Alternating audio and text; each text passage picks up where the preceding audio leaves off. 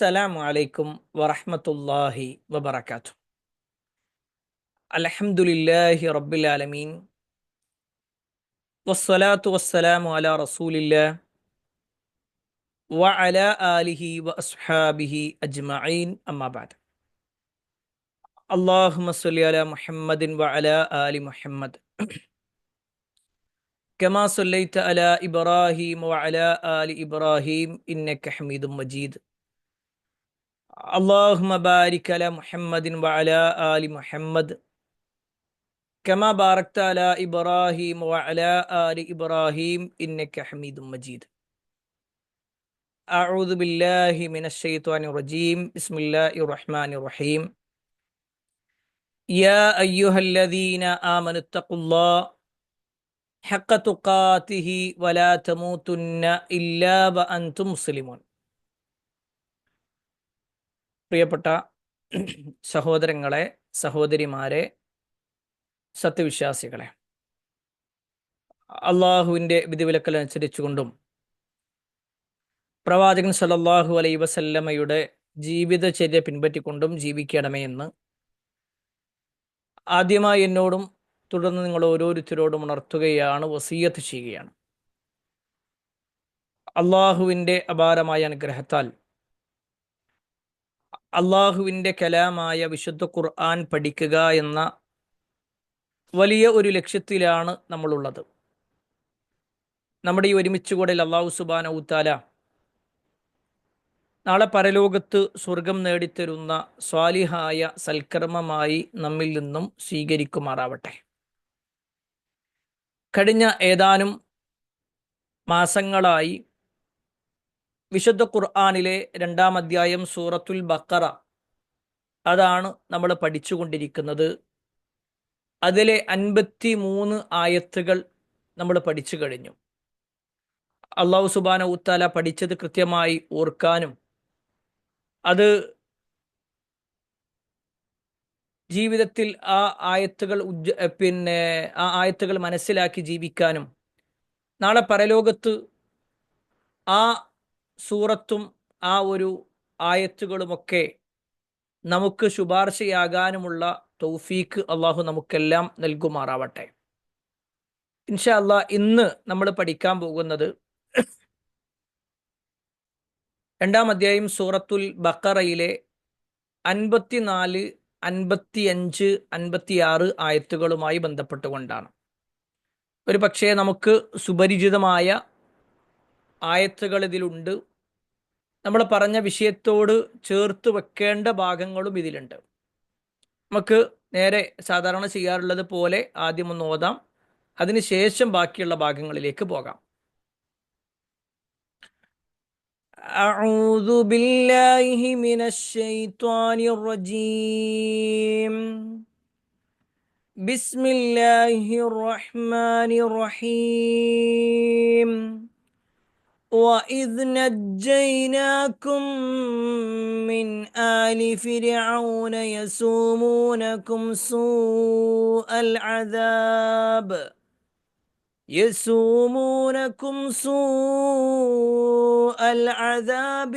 يذبحون أبناءكم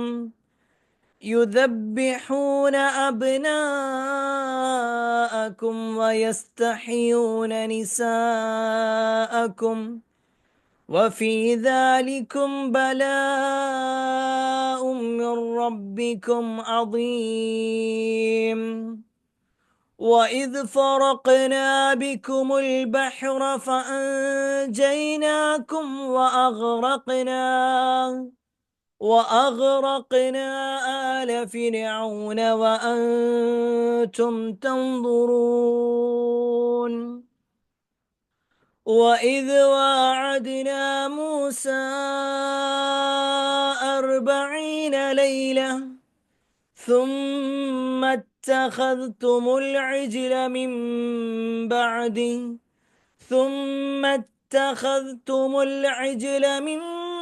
بعده وأنتم ظالمون.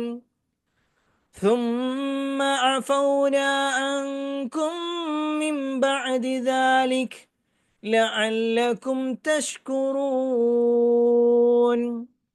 وإذ آتينا موسى الكتاب والفرقان لعلكم تهتدون. ഇത്രയും ആയത്തുകളാണ് നമ്മൾ കഴിഞ്ഞ ക്ലാസ്സുകളിലൂടെ പഠിച്ചു വെച്ചത്. ഇൻഷാ അല്ലാഹ് ഇന്ന് നമ്മൾ പഠിക്കാൻ പോകുന്നത് 54, 55, 56 ആയത്തുകളാണ്. ആദ്യം നമുക്കൊന്ന് ഓതി നോക്കാം. അതിനുശേഷം ഇൻഷാ അല്ലാഹ് ഇന്ന് പഠിക്കാനുള്ള ഈ ആയത്തിന്റെ അർത്ഥവും ആശയവും നമുക്ക് മനസ്സിലാക്കുകയും ചെയ്യാം. എല്ലാവരും കൂടെ ഓതാൻ നോക്കട്ടോ. وَإِذْ قَالَ مُوسَى لِقَوْمِهِ يَا قَوْمِ إِنَّكُمْ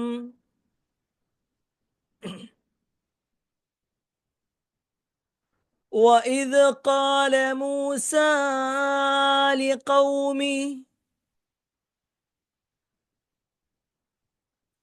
يَا قَوْمِ إِنَّكُمْ ظَلَمْتُمْ أَنفُسَكُمْ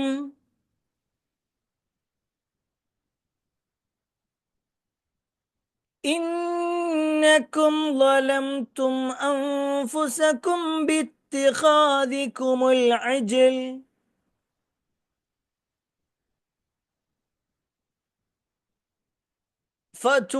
فتوبوا إلى بارئكم فاقتلوا أنفسكم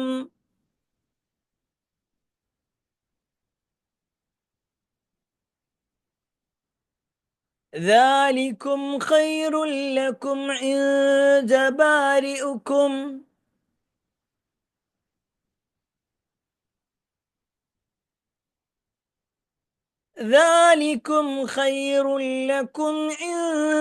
بارئكم فتاب عليكم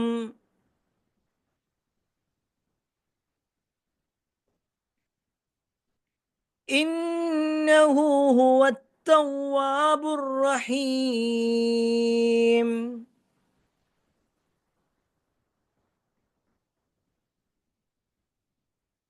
وَإِذْ قُلْتُمْ يَا مُوسَى لَن نُّؤْمِنَ لَكَ حَتَّى نَرَى اللَّهَ جَهْرًا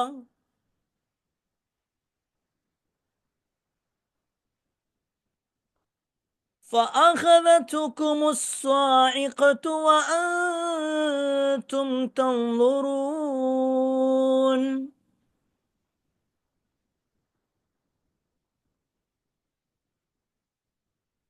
ثُمَّ بَعَثْنَاكُم مِّن بَعْدِ مَوْتِكُمْ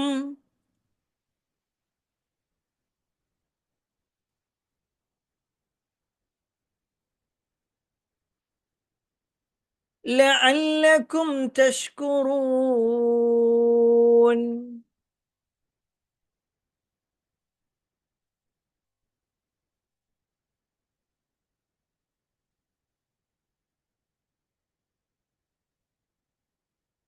ഓക്കെ, അപ്പോൾ ഇൻഷാ അല്ലാഹ് നമ്മളിന്ന് ബാക്കി ഭാഗങ്ങളിലേക്ക് പോവുകയാണ്. നമ്മൾ 54-ാമത്തെ ആയത്ത് ഒന്ന് ഓതാം. അതിനുശേഷം ബാക്കി ഭാഗങ്ങളിലേക്ക് കേട്ടോ. ആദ്യം സാധാരണ നമ്മൾ ചെയ്യാറുള്ളത് പോലെ തന്നെ നമുക്കൊന്ന് ഓതാം. എല്ലാവരും കൂടെ ശ്രദ്ധിക്കുക, കൂടെ ഊതുക. പിന്നെ ഒരുപാട് പിഴവുകൾ വരാൻ സാധ്യതയുള്ള ഒരായത്താണ്, കുറച്ച് വലിയ ആയത്താണ്. എന്നാൽ അടുത്ത 2 ആയത്തുകൾ ചെറിയ ആയത്തുകൾ ആയതുകൊണ്ടാണ് അത് 3 ആയത്ത് കൂടി ഒരുമിച്ച് തന്നത്. ചെറിയ അതിന് ശേഷമുള്ള 2 ആയത്തും വലുതാണെങ്കിൽ നമ്മൾ ഈ ഒറ്റ ആയത്ത് മാത്രമേ എടുക്കുള്ളൂ. പക്ഷേ ഇതിൻ്റെ ആശയവും അർത്ഥമൊക്കെ മറ്റ് ആയത്തുകളോട് ചേർന്ന് വരുന്നതാണ്. ആ ആയത്തുകൾ നമുക്ക് പരിചയമുള്ളതുമാണ്. അതുകൊണ്ടാണ് ഇത് മുഴുവനായിട്ട് കൊടുത്തിട്ടുള്ളത്. എല്ലാവരും ശ്രദ്ധിക്കാം. وَإِذْ قَالَ مُوسَى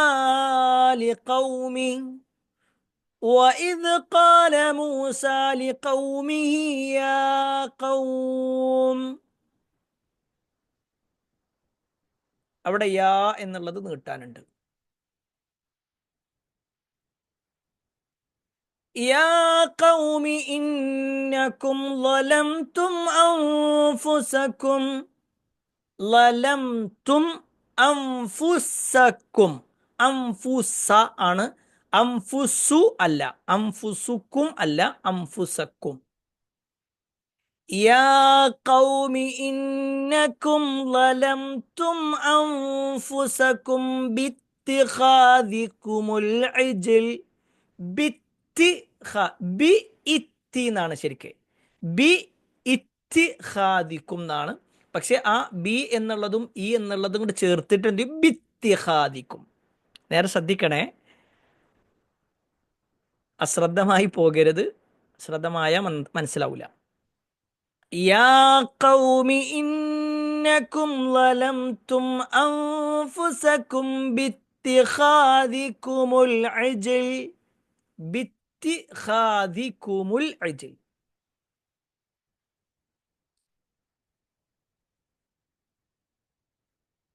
ഫതൂബൂ ഇലാ ബാരിഇകും. ഫതൂബൂ ഇലാ ബാരിഇകും. ബാരി ഇ ആട്ടോ, ഇലാ ബാരി ഇ എന്നാണ്, ബാരി ഉ അല്ല. അങ്ങനെ തന്നെയല്ലേ ഖുറാനിലുള്ളത്? ബാരി ഇ തന്നെയല്ലേ? ഞാൻ ടൈപ്പ് ചെയ്തിൽ തെറ്റൊന്നുമില്ലല്ലോ.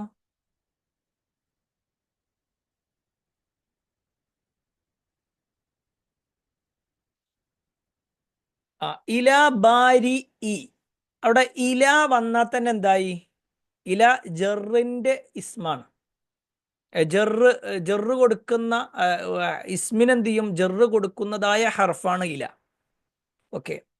ഇല ബാരിഇക്കും ഫഖ്തുലൂ അൻഫുസകും. അൻഫുസകും, അൻഫുസ, അൻഫുസു അല്ല, അൻഫുസ, അൻഫുസ. ഓക്കെ. ഫഖ്തുലൂ അൻഫുസകും, ഫഖ്തുലൂ അൻഫുസകും. അൻഫുസ, അൻഫുസു അല്ല, അൻഫുസ. ദാലികും ഖൈറുൽ ലക്കും. നമ്മൾ ഓതണേ, കൂടെ ഓതണം, അല്ലെങ്കിൽ മനസ്സിലാക്കിയാൽ മാത്രം പോരാ, കൂടെ ഓതും വേണം. ദാലികും ഖൈറുൽ ലക്കും ഇൻദ ബാരിഇകും.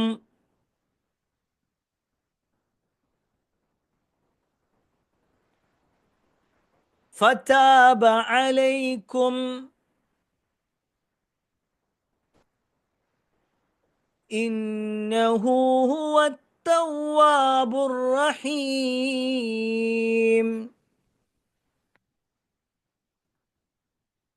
ഓക്കെ, എല്ലാവരും ഒന്നും കൂടി ഓതുക. ഞാൻ ഇങ്ങനെ ഓതാ, നിങ്ങൾ ഇങ്ങനെ കൂടെ ഓതിയാൽ മതി കേട്ടോ, കൂടെ ഓതിയാൽ മതി. കാരണം ഇതുവരെ നമ്മൾ പഠിച്ചിരുന്ന ആയത്തുകളിൽ തികച്ചും വ്യത്യസ്തമായി കുറച്ചൊരു കെട്ടിക്കുടുക്കും വാക്കിൽ പിഴവുകളും ഒക്കെ കൂടുതൽ വരാൻ സാധ്യതയുള്ള ഒരു ആയത്താണ്. അതുകൊണ്ട് നല്ല ശ്രദ്ധിക്കുക. وَإِذْ قَالَ مُوسَى لِقَوْمِهِ يَا قَوْمِ إِنَّكُمْ ظَلَمْتُمْ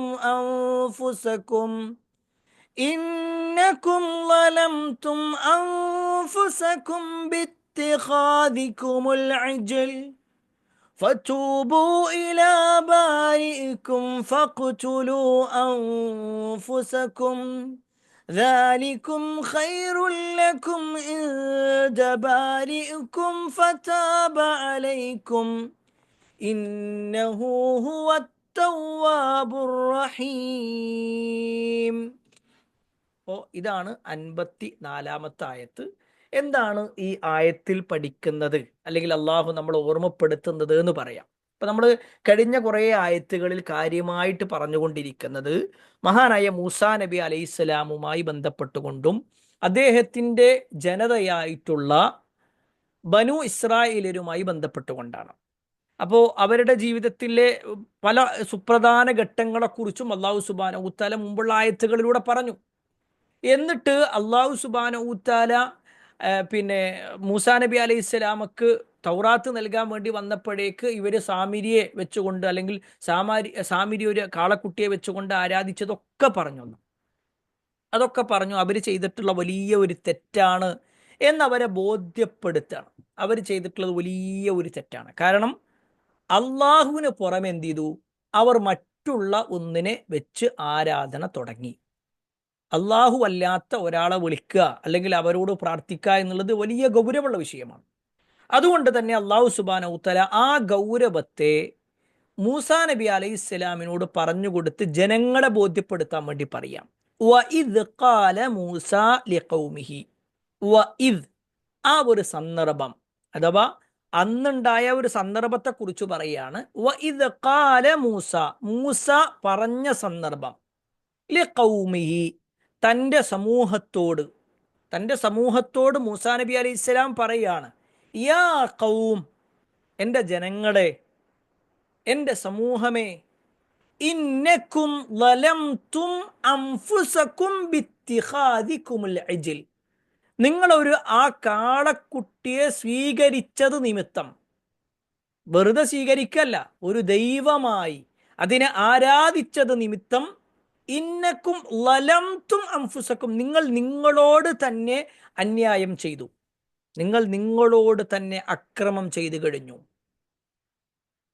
നിങ്ങൾ ചെയ്തത് വലിയ ഒരു തെറ്റാണ്. ഫതൂബു, അതിനാൽ നിങ്ങൾ തൗബ ചെയ്യണം, നിങ്ങൾ പശ്ചാത്തപിച്ചു മടങ്ങണം. ഇലാ ബാരിഇക്കും, നിങ്ങളുടെ ബാരി, ബാരി എന്ന് പറഞ്ഞാൽ ഖാലിഖ് എന്നാണ് ഇതിന്റെ അർത്ഥം. ഖാലിഖ്, സൃഷ്ടാവ് എന്നുള്ളത് പോലെ തന്നെയാണ് ബാരിയും. അള്ളാഹുവിന്റെ ഒരു പേരാണ് അൽബാരി. അൽബാരി, പക്ഷെ അത് നമുക്ക് വിശദീകരിക്കാം. ഇലാ ബാരിഇക്കും, നിങ്ങളുടെ സൃഷ്ടാവിലേക്ക് നിങ്ങൾ തൗബ ചെയ്ത് മടങ്ങണം. ഫഖ്തുലൂ അൻഫുസകും, നിങ്ങൾ നിങ്ങളെ തന്നെ കൊലപ്പെടുത്തുകയും വേണം, നിങ്ങൾ സ്വന്തത്തെ കൊലപ്പെടുത്തണം. ദാലികും ഖൈറുൽ ലക്കും, അതാകുന്നു നിങ്ങൾക്ക് ഏറ്റവും ഉത്തമമായിട്ടുള്ളത്. ഇൻദ ബാരിഇക്കും, നിങ്ങളുടെ സൃഷ്ടാവിന്റെ അടുക്കൽ. ഫതാബ അലൈക്കും, അപ്പോൾ അവൻ നിങ്ങൾക്ക് അപ്പോൾ താബ, പിന്നെ തൗബ അലൈക്കും, അവരുടെ മേലുള്ള തൗബ അല്ലാഹു സുബ്ഹാനഹു തആല സ്വീകരിക്കുകയും ചെയ്തു. ഇന്നഹു ഹുവ തവ്വാബുർ റഹീം, അവൻ അങ്ങേറ്റം തൗബ സ്വീകരിക്കുന്നവനും കരുണാനിധിയുമത്രേ. ഈ ആയത്തിലൂടെ അല്ലാഹു സുബ്ഹാനഹു തആല ചില കാര്യങ്ങൾ നമ്മളെ അറിയിക്കുന്നുണ്ട്. കുറച്ച് വലിയ ഒരു ആയത്തായതുകൊണ്ട് തന്നെ ഒരുപാട് വിശദീകരണങ്ങൾ ഇതിൽ പറയാനുണ്ട്. പക്ഷെ നമ്മുടെ സമയത്തിൻ്റെ പരിധി ഉള്ളത് കൊണ്ട് തന്നെ കുറേ വിശദീകരണങ്ങളൊന്നും പറയാതെ കുറച്ചൊക്കെ കാര്യങ്ങൾ നമുക്ക് മനസ്സിലാക്കാം. ഇതിൽ ഈ ഒരു ആയത്ത് വിശദീകരിക്കുന്നതിന് മുമ്പ് ഇതിനു മുമ്പുള്ള ആ ചരിത്രങ്ങളും ആയത്തുകളും ഒന്നുകൂടി നമ്മളെ മനസ്സിലേക്ക് കൊണ്ടുവരണം. മൂസാ നബി അലൈഹിസ്സലാം ഈ ആളുകളെ, ബനു ഇസ്രായേലരായ ആളുകളെ, അവർ ഈജിപ്തിൽ അടിമകളെപ്പോലെ ജീവിക്കുന്ന സമയത്ത് അവർക്ക് ഒരു നവോത്ഥാന നായകനായി വരികയും ഈജിപ്തിൽ നിന്ന് അവരെ രക്ഷപ്പെടുത്താനായി അവരെ കൊണ്ടുപോവുകയും ചെയ്തു. വഴിയിൽ വലിയ ഒരു കടലുണ്ടായി, ആ കടൽ മുറിച്ച് കടക്കാൻ അള്ളാഹു സഹായിച്ചു. അങ്ങനെ അവരെ സഹായിച്ചു എന്ന് മാത്രമല്ല, അവരെ പിന്നാലെ അവരെ കൊല്ലാൻ വേണ്ടി വന്ന ഫിർഔനിനെയും കൂട്ടരെയും അള്ളാഹു കൊലപ്പെടുത്തുകയും ചെയ്തു, അല്ലെങ്കിൽ അവരെ നശിപ്പിക്കുകയും ചെയ്തു. അങ്ങനെ മൂസാ നബി അലൈഹി ഇസ്ലാം അവരെയും കൊണ്ട് ഇങ്ങനെ പോകുന്ന സമയത്താണ് മൂസാ നബി അലൈഹി ഇസ്ലാമിൻ്റെ അടുക്കലേക്ക്, അതിനിടയിൽ അവർ ഒരു വഴിയിൽ വെച്ചുകൊണ്ട് പിന്നെ ഞങ്ങൾക്കൊരു റബ്ബിനെ ഉണ്ടാക്കി തരണം, ഞങ്ങൾക്ക് ആരാധിക്കാൻ വേണ്ടിയിട്ടാണ് എന്ന് പറഞ്ഞപ്പോൾ മൂസാ നബി അലൈഹി ഇസ്ലാം അവരോട് പറഞ്ഞു, നിങ്ങൾ എന്താണ് ഇങ്ങനത്തെ ഒരു നന്ദി കെട്ട വിഭാഗമായി പോയത്, നിങ്ങൾ എന്താ അങ്ങനെ അറിവില്ലാത്തവരായി പോയത് എന്നൊക്കെ പറഞ്ഞ് അവരതിൽ നിന്ന് വിലക്കി. പിന്നെ മൂസാ നബി അലൈഹി ഇസ്ലാം അവരെയും കൊണ്ട് ഇങ്ങനെ പോയി.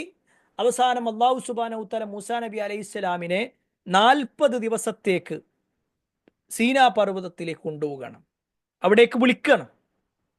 40 ദിവസത്തോളം മൂസാ നബി അലൈഹിസ്സലാം അല്ലാഹു സുബ്ഹാനഹു തആല ആ ഒരു തൗറാത്ത് എന്ന് പറയുന്ന വേദഗ്രന്ഥം കൊടുക്കാനായിട്ട് നിർത്തി. അദ്ദേഹം തിരിച്ചു വന്നപ്പോൾ കണ്ട കാഴ്ച എന്താ? അള്ളാഹനെ മാത്രമേ വിളിച്ചു പ്രാർത്ഥിക്കാൻ പാടുള്ളൂ എന്ന് പറഞ്ഞ ഒരു സമൂഹം, അതിനിടയിൽ 40 ദിവസം കൊണ്ട് അവർക്കിടയിൽ ഉണ്ടായ മാറ്റം, ഒരു കാളക്കുട്ടിയെ സാമിരി എന്ന് പറയുന്ന ഒരു വ്യക്തി ഉണ്ടാക്കുകയും ആ വ്യക്തി പറഞ്ഞു എല്ലാവരോടും, ഇതാണ് യഥാർത്ഥത്തിൽ നിങ്ങളുടെ സൃഷ്ടാവെന്ന് പറഞ്ഞപ്പോൾ ആ ഒരു കാളക്കുട്ടിയെ അവരിൽ പല ആളുകളും ആരാധിക്കുകയും ചെയ്തു. ഇത്രയും വലിയ ഒരു പാതകം ചെയ്ത സമൂഹത്തോട് മൂസാ നബി അലൈഹി ഇസ്ലാം പറയേണ്ടതായിക്കൊണ്ട് അള്ളാഹു സുബ്ഹാനഹു വ തആല പറഞ്ഞു കൊടുക്കുകയാണ്. നിങ്ങൾ ചെയ്തത് വലിയ ഒരു അക്രമമാണ്. നിങ്ങൾ ആ ഒരു കാളക്കുട്ടിയെ ദൈവമായി സ്വീകരിച്ചു. ഇത്രയേറെ സൗകര്യങ്ങൾ നിങ്ങൾക്ക് നൽകിയിട്ടുള്ള റബ്ബിനെ നിങ്ങൾ മറന്നു കളഞ്ഞു, അനുസരണക്കേട് കാണിച്ചു, ആരാധനയിൽ നിങ്ങൾ ശിർക്ക് വെച്ചു. അതുകൊണ്ട് നിങ്ങൾ തൗബ ചെയ്യണം. നിങ്ങൾ തൗബ ചെയ്യുക എന്ന് പറഞ്ഞാൽ കേവലം ഒരു തൗബയല്ല, മറിച്ച് നിങ്ങൾ നിങ്ങളെ തന്നെ അള്ളാഹ്ക്ക് സമർപ്പിക്കണം. അതാണ് നിങ്ങൾക്ക് ഖൈറായിട്ടുള്ളത്. ഇതാണ് ഈ പറഞ്ഞതിൻ്റെ ഒരു ആകത്തുക. ഇനി എന്തൊക്കെ ഈ വിഷയത്തിൽ വന്നിട്ടുണ്ട്, ഈ ഒരു ആയത്തിൽ പരാമർശിക്കുന്ന ഭാഗങ്ങൾ ഓരോന്നും നമുക്കൊന്ന് പറയാം. അതിൽ ഒന്നാമതായിക്കൊണ്ട് മൂസാ നബി അലൈഹി ഇസ്ലാമിനോട് വിളിക്കാൻ വേണ്ടി പറഞ്ഞത് എങ്ങനെയാ? ഇത് ഖാല മൂസാ ലിഖൗമിഹി യാ ഖൗം, എൻ്റെ സമൂഹമേന്ന ഒരു സ്നേഹത്തിൻ്റെ വാക്കാണ് ശരിക്കത്. എൻ്റെ സമൂഹമേ, എൻ്റെ ജനങ്ങളെ എന്ന് പറയുന്നത് ശരിക്ക് അത്രയേറെ നന്ദി കെട്ട ആൾക്കാരാണല്ലോ ഒരു, അല്ലേ? അവരവിടെ ഫിറഔനും കൂട്ടരും അങ്ങേയറ്റം മർദ്ദിച്ചു കൊണ്ടിരിക്കുന്ന സമയത്താണ് മൂസാ നബി അലൈഹിസ്സലാം അള്ളാഹുവിൻ്റെ കൽപ്പന പ്രകാരം അവരെ രക്ഷപ്പെടുത്താൻ വേണ്ടി ചെല്ലുന്നതും അങ്ങനെ അവരെ രക്ഷപ്പെടുത്തുന്നതും. അവരെ ഓരോ ഘട്ടങ്ങളിലും അള്ളാഹു സുബ്ഹാനഹു തആല ഫിറഔനിൻ്റെ ആളുകളിൽ നിന്ന് രക്ഷപ്പെടുത്തി, വെള്ളത്തിൽ നിന്ന് രക്ഷപ്പെടുത്തി, പല പ്രതിസന്ധികളിൽ നിന്ന് രക്ഷപ്പെടുത്തി, അല്ലേ? ഒക്കെ കഴിഞ്ഞപ്പോൾ ഓരെന്ത് ചെയ്തേ? നന്ദി കേട് കാണിച്ചു. ശരിക്ക് നമ്മളൊക്കെ ആണെങ്കിൽ വിളിക്കുകയാണെങ്കിൽ എന്താ പറയുക, നന്ദി അട്ട ചങ്ങായിമാർ, എത്രയോ നിങ്ങൾക്ക് ഒരു നാണമാനുണ്ടോ, അല്ലേ? ഇത്തരത്തിലുള്ള ചില പ്രയോഗങ്ങളാണ് ഒരു പക്ഷേ വൈകാരികമായിട്ട് പലരും പറയുക. പക്ഷേ ഇവിടെ അള്ളാഹു സുബ്ഹാനഹു തആല വിളിക്കാൻ വേണ്ടി പറഞ്ഞ എന്താണെന്നറിയോ? യാ ഖൗം, എൻ്റെ സമൂഹമേ. അതിലൊരു സ്നേഹമുണ്ട്, അങ്ങേയറ്റത്തൊരു ഇഷ്ടമുണ്ട്. നിങ്ങളോട് വെറുപ്പുള്ളത് കൊണ്ടല്ല ഈ പറയണത്, നിങ്ങളോട് ദേഷ്യമുള്ളത് കൊണ്ടല്ല. നിങ്ങൾ ചെയ്തത് എത്ര വലിയ തെറ്റാന്ന് നിങ്ങൾക്ക് അറിയുമോ? ഇത് കേവലം മൂസാ നബി അലൈഹി സ്വലാമിനോട് മാത്രം പറഞ്ഞ ഒരു കാര്യമല്ല, എല്ലാ പ്രവാചകന്മാരോടും അല്ല, എല്ലാ പ്രബോധകരോടും പറഞ്ഞ കാര്യമാണ്. എല്ലാവർക്കും ഉണ്ടായിരിക്കേണ്ട സ്വഭാവമാണ്. തൻ്റെ പ്രബോധിതരായ സമൂഹം ആരോടാണോ നമ്മൾ പറയുന്നത് അവരോട് സ്നേഹത്തിലാണ് കാര്യങ്ങൾ പറയേണ്ടത്. ഒരു പക്ഷേ ഇന്ന് പല ആളുകളും നഷ്ടപ്പെടുത്തിക്കൊണ്ടിരിക്കുന്ന കാര്യമാണെന്ന് ഈ ഒരു വിഷയം എന്ന് പറയാതിരിക്കാൻ നിർവാഹമില്ല. നമ്മളാണോ ശരി? ആ, നമ്മളാണ് ശരി. എങ്കിൽ ബാക്കിയുള്ളവരൊക്കെ മോശമായിക്കൊണ്ട് അവരെയൊക്കെ അങ്ങേറ്റം നിന്ദിച്ചുകൊണ്ട് പറയാ, അത് യഥാർത്ഥത്തിൽ ഒരു വിശ്വാസിക്ക് യോജിക്കുന്നതല്ല. മറിച്ച് സ്നേഹത്തോടു കൂടിയായിരിക്കണം പറയേണ്ടത്, ഗുണകാംക്ഷയോടുകൂടിയായിരിക്കണം പറയേണ്ടത്. ഇവിടെ നേരെ ശ്രദ്ധിക്കുക, അതൊരു പൊതു സമൂഹത്തിൽ പറയുന്നവരാണെങ്കിലും അല്ല, സ്വന്തം കുടുംബത്തോട് പറയുന്നവരാണെങ്കിലും, സ്വന്തം ഭാര്യയോടോ ഭർത്താവിനോടോ മക്കളോടോ രക്ഷിതാക്കളോടോ സഹോദരങ്ങളോടോ അയൽവാസികളോടോ ആരോട് പറയുകയാണെങ്കിലും ശരി, ആ ഒരു സ്നേഹത്തിൽ നിന്നാണ് പറയേണ്ടത്. നമ്മൾ എന്താ ചെയ്യാന്ന് വെച്ച് കഴിഞ്ഞാൽ, ഒരാളടുത്തൊരു പ്രശ്നം കണ്ടു കഴിഞ്ഞാൽ ആ ഒരു പ്രശ്നത്തിൻ്റെ ഒരു വീഡിയോ കണ്ട വേഗ ഗ്രൂപ്പ് കണ്ട് തള്ളും, അയാളുള്ള ഗ്രൂപ്പിൽ. എന്നിട്ട് അയാൾ കണ്ടോ, അയാൾ നോക്കിയിട്ടുണ്ടോ, അയാൾ ഡൗൺലോഡ് ചെയ്തോ, അയാളുടേത് ഡബിൾ ടിക്ക് വന്നിട്ടുണ്ടോ, അയാൾ റീഡ് ചെയ്തിട്ടുണ്ടോ ഇല്ലേ, ഇങ്ങനത്തെ സാധനങ്ങളാണ് നോക്കുക. സത്യത്തിൽ നമ്മൾ ആ വ്യക്തി നന്നാവണം എന്നാണോ ആഗ്രഹം, അതല്ല അയാളെ മോശമാക്കണം എന്നാണോ ആഗ്രഹം? ഇതാണ് നമ്മൾ എപ്പോഴും മനസ്സിലാക്കേണ്ട ഒരു കാര്യം. ഒരു ദാഇ അല്ലെങ്കിൽ ഒരു ദാഇയ, അങ്ങനെ പറഞ്ഞു കഴിഞ്ഞാൽ നമ്മൾ മനസ്സിലാക്കിയ ഒരു ദീനിനെ മറ്റൊരാൾക്ക് അറിയിച്ചു കൊടുക്കണമെന്നും അവർ നന്നാവണമെന്നും ആഗ്രഹമുണ്ടെങ്കിൽ ആ ഒരു ഗുണകാംക്ഷ, ഒരു നസീഹത്ത് നമുക്കുണ്ടാവണം എപ്പോഴും. ഒരു നസീഹത്തോടു കൂടിയാണ് ആവേണ്ടത്. ഇപ്പം നമ്മൾ തന്നെ ആലോചിച്ച് നോക്കി, നമ്മൾ ഈ ഒരു കോഴ്സിലേക്ക് ചേരുന്നതിന് മുമ്പുള്ള നമ്മൾ തന്നെയാണോ ഇപ്പോഴും നമ്മൾ? പേരോ അല്ലെങ്കിൽ തടിയോ ഒന്നും അല്ല ഞാൻ ചോദിക്കണത്. ഈ ഒരു കോഴ്സിലേക്ക് ചേർന്നതിന് ശേഷം നമ്മുടെ ജീവിതത്തിൽ എന്തെങ്കിലും ഒരു നന്മ ചെയ്യുകയോ എന്തെങ്കിലും ഒരു തിന്മ നമ്മൾ ഒഴിവാക്കുകയോ ചെയ്തിട്ടുണ്ടോ? ഉണ്ടോ? ഒന്ന് പറഞ്ഞാണ്. നിങ്ങളുണ്ടോ ഇല്ലയെന്നല്ല നമുക്കൊന്ന് പരിശോധിക്കുകയും ചെയ്യാലോ. ഈ ക്ലാസ് കേൾക്കുന്നതിനും പറയുന്നതിനൊക്കെ ഒരു കാര്യമുണ്ടോ എന്നുള്ളത് നമുക്കൊന്ന് അറിയാനും പറ്റുമല്ലോ. ഒന്ന് അഭിപ്രായം പറഞ്ഞാണ്, വ്യത്യാസങ്ങൾ ഉണ്ടോ ഇല്ലേ? ഉണ്ട്, ഉണ്ട്. ഓക്കെ, ഓക്കെ, അൽഹംദുലില്ലാ, അൽഹംദുലില്ലാ. ഉണ്ട്. ഓക്കെ, ആ, കുറെ ആളുകളുണ്ട് അല്ലേ? അൽഹംദുലില്ലാ, അൽഹംദുലില്ലാ. ഓക്കെ, ഇത് ഞാൻ പിന്നെ ഇത് ഞാൻ പറയാനുള്ള കാരണം എന്താണെന്നറിയോ? ശരിക്ക് നമ്മളെ ജീവിതത്തിൽ നമ്മളിപ്പോൾ ഈ കണ്ടതും ഈ കേട്ടതും ഈ പഠിച്ചതും ഒന്നും നമ്മൾ ആരോടാണോ സംസാരിക്കണത് അവർക്ക് അറിയണമെന്നില്ല. അവർക്കിതൊന്നും അറിയണമെന്നില്ല. അതുകൊണ്ട് തന്നെ നമ്മൾ അവരോട് സംസാരിക്കുമ്പോൾ അവരോട് നസീഹത്തോടു കൂടിയാണ് പറയേണ്ടത്. ഇനി നമ്മൾ തിരിച്ചൊന്ന് ആലോചിക്കാം. ഞാനിപ്പോൾ നിങ്ങളോട് സംസാരിക്കുമ്പോൾ ഭയങ്കര ദേഷ്യത്തിൽ നിങ്ങളോട് പറയാണ്. നിങ്ങൾ എന്തെങ്കിലും ചോദിക്കുമ്പോഴേക്ക് എന്താ നിങ്ങൾക്കൊന്നും അറിയില്ല, നിങ്ങൾ പഠിച്ചൂടെ എന്നൊക്കെ പറഞ്ഞ് ഭയങ്കര ദേഷ്യത്തിലാണ് പറയണമെന്നുണ്ടെങ്കിൽ സ്വാഭാവികമായിട്ടും ഈ ഒരു ക്ലാസ് കേൾക്കാനോ അല്ലെങ്കിൽ ഒരു ഒരു ഡൗട്ട് ചോദിക്കാനോ എന്തെങ്കിലും ഒരു അഭിപ്രായം പറയാനോ നമ്മൾ റെഡിയാവോ? ഒരിക്കലും റെഡിയാവില്ല. അല്ലേ? ഒരിക്കലും റെഡിയാവില്ലല്ലോ. കാരണം എന്താ? അത് ശരിയാവില്ല ട്ടോ. അയാൾ എങ്ങനെ സംസാരിക്കണം, അയാൾ അങ്ങനെയാണ്, അയാൾ ഇങ്ങനെ പറയാറ്. എങ്കിൽ ഇതേ കാര്യം നമ്മൾ നമ്മളിലേക്ക് ചിന്തിക്കുക. നമ്മൾ നമ്മുടെ മക്കളോട് പറയാ, നമ്മുടെ ഭർത്താവിനോട് പറയാ, ഭാര്യയോട് പറയാ, ഉമ്മയോട് പറയാ, ഉപ്പയോട് പറയാ, ഭയങ്കര ദേഷ്യത്തിലാണ് നമ്മൾ സംസാരിക്കുന്നത്. ഒരു നസീഹത്തില്ലാത്ത വാക്കുകൾ. ഒരങ്ങനെ ഒരു തെറ്റ് ഒരാളിൽ കാണുമ്പോഴേക്ക് അതിങ്ങോട്ട് അടിച്ച് ഒന്നുമല്ലാത്തൊരവസ്ഥയിലേക്ക് എത്തിക്കണമെന്നാണെങ്കിൽ അവിടെ നമ്മൾ വിലയിരുത്തുക രണ്ട് കാര്യങ്ങളുണ്ട്. നേരെ ശ്രദ്ധിക്കണം കേട്ടോ, എല്ലാവരും ശ്രദ്ധിക്കാം. ഒരാളടുത്തൊരു തെറ്റ് കാണുന്നു, നമുക്ക് ആ തെറ്റ് എല്ലാവരെയും അറിയിച്ചുകൊണ്ട് അയാളെ മോശമാക്കണം എന്നാണോ ആഗ്രഹം? അതല്ല അയാളെ തെറ്റ് തിരുത്തണം എന്നാണോ ആഗ്രഹം? ഏതാ? ഒന്നാമത്തെയാണോ രണ്ടാമത്തെയാണോ? ഒന്ന് പറയും. അത് നമ്മൾ ആരും ആവാം. ഭാര്യൻ്റെ അടുത്താവാ, ഭർത്താവിൻ്റെ അടുത്താകാം, മക്കളുടെ അടുത്താവാ, സഹോദരങ്ങളുടെ അടുത്താവാ, അല്ലെങ്കിൽ അയൽവാസിന്റെ അടുത്താവാ, കുടുംബക്കാരുടെ അടുത്താവാ, ആരെടുത്തും ആവാം. ഒന്നാമത്തത് എന്താന്ന് വെച്ചാൽ അയാളെല്ലാവരും മുന്നിൽ ഒന്ന് വഷളാക്കണം, നല്ലൊന്ന് പറഞ്ഞിട്ടുണ്ടല്ലോ ഒന്നും അല്ലാതാക്കണം അയാളെ. ഇതാണ് ഒന്നാമത്തത്. രണ്ടാമത്തതോ, പടച്ചോനെ അയാൾ ചെയ്യണത് തെറ്റാണല്ലോ, അയാൾക്ക് അതിനെക്കുറിച്ച് അറിയില്ലായിരിക്കും, ഞാനൊന്ന് പറഞ്ഞു കൊടുത്താലോ, ഞാനത് മെല്ലൊന്ന് അയാൾക്കൊന്ന് അറിയിച്ചു കൊടുക്കട്ടെ. ഇതിലേതാണ് ശരിക്കും നല്ലത് എന്നുള്ളത് നിങ്ങളൊന്ന് പറഞ്ഞിട്ടുണ്ടോ നോക്കട്ടെ കേട്ടോ. രണ്ടാമത്തെയാണ് അല്ലേ? ഓക്കെ, രണ്ടാമത്തെയാണ് നമ്മളെല്ലാവരും ആഗ്രഹിക്കുന്നതെങ്കിൽ നമ്മൾ ഇപ്പോഴുള്ള പല നിലപാടുകളും പല സംസാരങ്ങളും നമ്മൾ തിരുത്തേണ്ടതുണ്ട്. നമ്മൾ തിരുത്തിയേ പറ്റൂ. കാരണം എന്താന്ന് വെച്ച് കഴിഞ്ഞാല് ചില ആളുകൾ ഒരു തെറ്റ് ചെയ്തു എന്നുള്ളത് കൊണ്ട് അവരെ വളരെ മോശമായി എല്ലാവരുടെ മുന്നിലും ആക്ഷേപിക്കുന്ന ഒരവസ്ഥയാണെങ്കിൽ അവര് പിന്നെ ഒരിക്കലും മാറണമെന്ന ആഗ്രഹം അവർക്ക് ഉണ്ടാവൂല. കാരണം എന്താ? എന്തായാലും ഇപ്പൊ അതെല്ലാവരും അറിഞ്ഞു, ഇനിയിപ്പോ ഞാൻ നന്നായിട്ടും കാര്യമൊന്നുമില്ല, ഞാൻ അങ്ങനെ തന്നെ പോട്ടെ അറിയും, അല്ലേ? എന്നാൽ നമ്മൾ സ്വകാര്യമായിട്ട് വളരെ വളരെ സ്നേഹത്തോടു കൂടി ആ കാര്യങ്ങൾ, അവർക്ക് അറിയാത്തൊരു കാര്യമാണത്, ഒരു പക്ഷേ അവർക്ക് ഇതിന്റെ ഗൗരവം തന്നെ അറിയില്ലായിരിക്കും. അപ്പൊ നമ്മൾ അത് കറക്റ്റായിട്ടൊന്ന് പറഞ്ഞു കൊടുത്താൽ ആ ആ ആ, ഇങ്ങനെയൊക്കെ ഉണ്ടല്ലേ, ഇതൊന്നും എനിക്കറിയില്ലായിരുന്നു കേട്ടോ എന്ന് പറഞ്ഞിട്ട് അവർ തിരുത്തും. പക്ഷേ ആ തിരുത്തലിലേക്ക് നമ്മൾ സമൂഹത്തെ എത്തിക്കുന്നില്ല എന്നതാണ് പ്രശ്നം. നമ്മൾ സമൂഹത്തിന്റെ മുഴുവൻ ഉത്തരവാദിത്തങ്ങളും ഏറ്റെടുക്കേണ്ടതില്ലെങ്കിലും നമ്മൾ നമ്മുടെ കുടുംബവുമായി ബന്ധപ്പെട്ടുകൊണ്ട് നമ്മളുമായി ബന്ധമുള്ള ആളുകളുടെ വിഷയത്തിലൊക്കെ ഒന്ന് ശ്രദ്ധിക്കേണ്ടതില്ലേ? അവിടെ ഒരു ഒരു ഉമ്മ എന്ന നിലക്ക്, ഒരു വാപ്പ എന്ന നിലക്ക്, ഒരു സഹോദരി എന്ന നിലക്ക് എല്ലാ ഭാഗത്തുനിന്നും ചിന്തിച്ചിട്ടാണ് പറയണത്.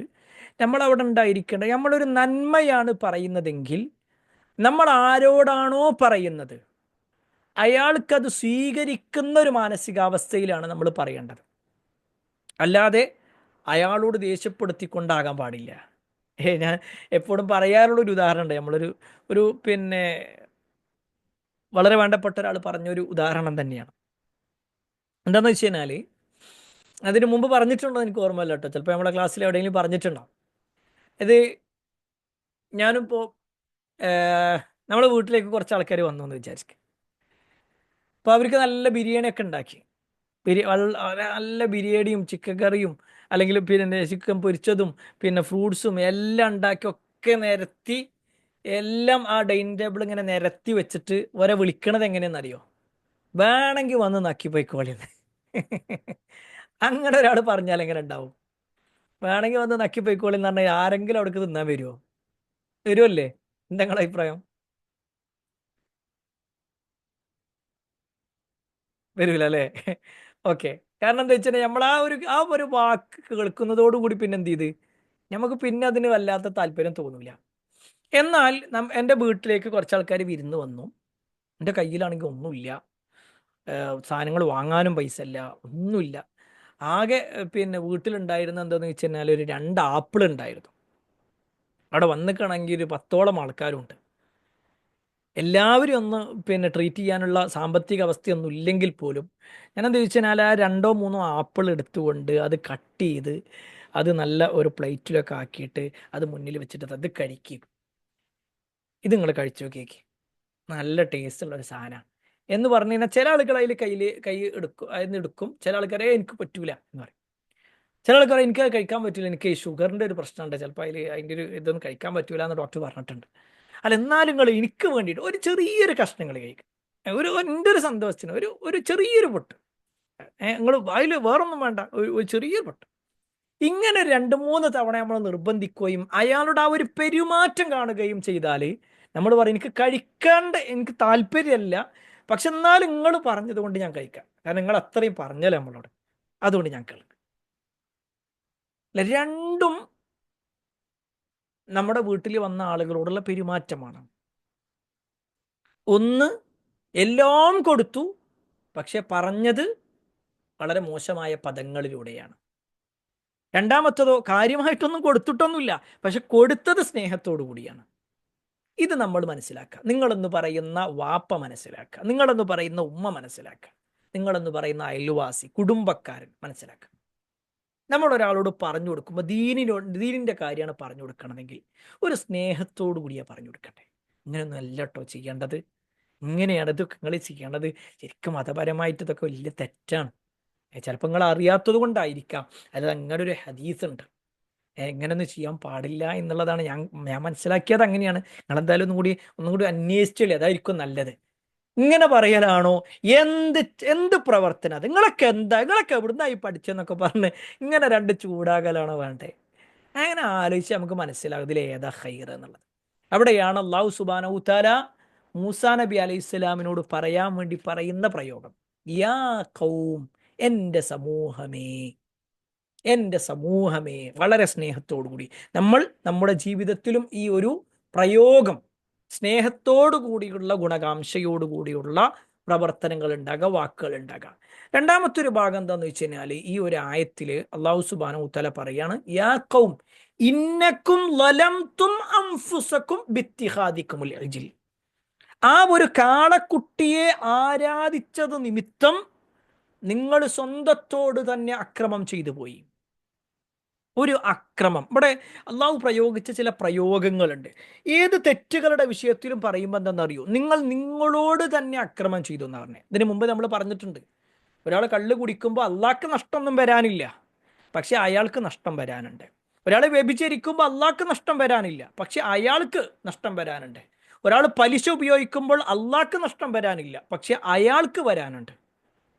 അതുകൊണ്ടാണ് തെറ്റുകളുടെ വിഷയത്തിലൊക്കെ നിങ്ങൾ ചെയ്ത കാരണത്താൽ, അല്ലെങ്കിൽ നിങ്ങളോട് തന്നെ തെറ്റ് ചെയ്ത കാരണത്താൽ എന്ന് പറയുന്നത്. ഇവിടെ ഒരു പ്രത്യേക വാചകം, അംഫുസക്കും ബിത്തിഹാദിക്കുമുൽ ഇജ്ൽ എന്നാ പറഞ്ഞേ. ആ ഒരു കാളക്കുട്ടിയെ നിങ്ങൾ സ്വീകരിക്കുക. അവിടെ 2 3 കാര്യങ്ങൾ നമ്മൾ മനസ്സിലാക്കേണ്ടത്. ഒന്നാമത്തത്, ഷിർക്കിന്റെ ഒരു ഗൗരവം അള്ളാഹു അറിയിക്കണം. അവർ ശരിക്കും എന്താ ചെയ്തത് അവർക്കറിയാലോ. ചില ആൾക്കാരൊക്കെ പറയാറുണ്ട്, പിന്നെ ദൈവമാണെന്ന് വിശ്വസിച്ചുകൊണ്ട് ചെയ്യുമ്പോഴേ പ്രശ്നമുള്ളൂ, അല്ലെങ്കിൽ സ്വയം കഴിവുണ്ട് എന്ന് വിശ്വസിച്ച് ചെയ്താലേ പ്രശ്നമുള്ളൂ, അല്ല സ്വയം കഴിവൊന്നും അല്ല, ഒക്കെ അള്ള കൊടുത്ത കഴിവാണ് എന്ന് വിചാരിച്ചിട്ട് ആരോട് ചോദിച്ചാലും കുഴപ്പമില്ല എന്നൊക്കെ ചില ആളുകൾ നിസ്സാരമായി പറയാറുണ്ട്. സത്യത്തിൽ ഈ ഒരു കാളക്കുട്ടിയെ സാമിരി ഉണ്ടാക്കുമ്പോൾ ഈ ബനു ഇസ്രായേലരായ ആൾക്കാർ കാണുന്നുണ്ട്, അവരുടെ കയ്യിൽ നിന്ന് വാങ്ങിയിട്ടുള്ള ആ ഒരു സ്വർണമാണ് ഉപയോഗിക്കുന്നത്, നേർക്ക് നേരെ അവരുടെ മുന്നിൽ വെച്ചുകൊണ്ടാണ് ഉണ്ടാക്കുന്നത്. അവരാരും പറഞ്ഞിട്ടില്ല ഈ ലോകമുണ്ടാക്കിയത് ഈ ഒരു പിന്നെ കാളക്കുട്ടിയാണെന്ന് പറഞ്ഞിട്ടില്ല. മറിച്ച് അവര് അള്ളാഹുലേക്ക് എത്താനോ അല്ലെങ്കിൽ അതിലേക്കുള്ള സാമീപ്യം ആ ഒരു നിലക്കാണല്ലോ പറഞ്ഞത്. അതിനെയാണ് അള്ളാഹു സുബ്ഹാനഹു വ തആല വളരെ ഗൗരവത്തിൽ പറഞ്ഞതെങ്കിൽ അവിടെ നമ്മൾ മനസ്സിലാക്കണം, റസൂലുള്ളാഹി സ്വല്ലല്ലാഹു അലൈഹി വസല്ലമയോട് അബ്ദുല്ലാഹി ബിൻ അംർ ബിൻ അസ് റളിയല്ലാഹു ചോദിക്കുന്ന ഒരു ചോദ്യം, സഅൽതു നബിയ സ്വല്ലല്ലാഹു അലൈഹി വസല്ലം അയ്യു ദംബി അഅ്ളമു ഇൻദല്ലാഹ്. നബി സല്ലല്ലാഹു അലൈഹി വസല്ലമയോട് ചോദിക്കാണ്, തിന്മകളിൽ ഏറ്റവും ഗൗരവപ്പെട്ട തിന്മ ഏതാണ്, ഏറ്റവും ഗൗരവപ്പെട്ട തെറ്റേതാണ്? അപ്പൊ നബി സല്ലല്ലാഹു അലൈഹി വസല്ലം ഒന്നാമതായിട്ട് പറഞ്ഞ എന്താണെന്ന് അറിയോ?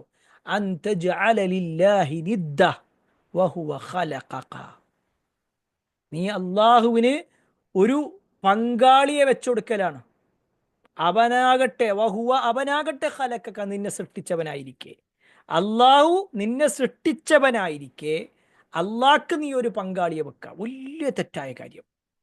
ഒരിക്കലും ഒരു വിശ്വാസിയുടെ ജീവിതത്തിൽ പാടില്ലാത്ത ഒരു കാര്യം. എന്നാൽ അള്ളാഹു സുബ്ഹാനഹു വ തആല ഈ ആയത്തിലോ പഠിപ്പിക്കണത് എന്താ? അതാർക്കും സംഭവിക്കാം എന്നുള്ളതുമാണ്. സത്യത്തിൽ ആരാണ് ബനു ഇസ്രായേലരായ ആളുകൾ? നമ്മൾ ഈ ചരിത്രം ആവർത്തിച്ചു പഠിച്ചു. ബനു ഇസ്രായേലർ എന്ന് പറഞ്ഞാൽ ഒരു സമൂഹം, ഒരുപാട് പ്രവാചകന്മാർ വന്നവർ. അങ്ങനെ അവർ വല്ലാതെ പ്രയാസപ്പെട്ട്, അല്ലെങ്കിൽ പിന്നെ ഫറോവയുടെ അടുക്കൽ നിന്ന് ഒരുപാട് ബുദ്ധിമുട്ടുകൾ ഉണ്ടായി. അവിടുന്ന് പിന്നെ പ്രവാചകൻ അവരെ രക്ഷപ്പെടുത്തുന്ന സമയത്ത് നേർക്ക് നേരെ വടിയിട്ടാൽ പാമ്പാകുന്നത് കണ്ട ആളുകൾ, വടി പിടിച്ചാൽ വീണ്ടും പാമ്പ് പഴയ പോലെ തന്നെയാകുന്ന അവസ്ഥ കണ്ട ആളുകൾ, ഒരു വടി കൊണ്ടടിച്ചപ്പോഴേക്ക് സമുദ്രം രണ്ടായി പിളർന്ന് അതിൽ നിന്ന് രക്ഷപ്പെട്ട ആളുകൾ, ആ വെള്ളത്തിൽ തന്നെ തങ്ങളുടെ ശത്രുവും അയാളുടെ കൂട്ടാളികളും മുങ്ങി മരിക്കുന്നത് കണ്ട ആളുകൾ. ഇങ്ങനെയൊക്കെ എല്ലാ കാഴ്ചകളും എല്ലാ അത്ഭുതങ്ങളും കണ്ട ആളുകൾ. എന്നിട്ട് അവർ ശിർക്ക് ചെയ്തു.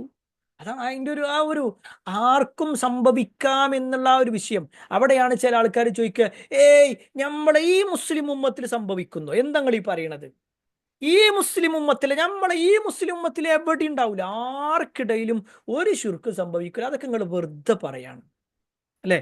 അങ്ങനെ പറയുന്ന ചില ആളുകളെങ്കിലും നമ്മൾ കാണും. എന്ന പ്രിയപ്പെട്ടവരെ, നമ്മൾ മനസ്സിലാക്കിയ ഒരു കാര്യമുണ്ട് അല്ലേ?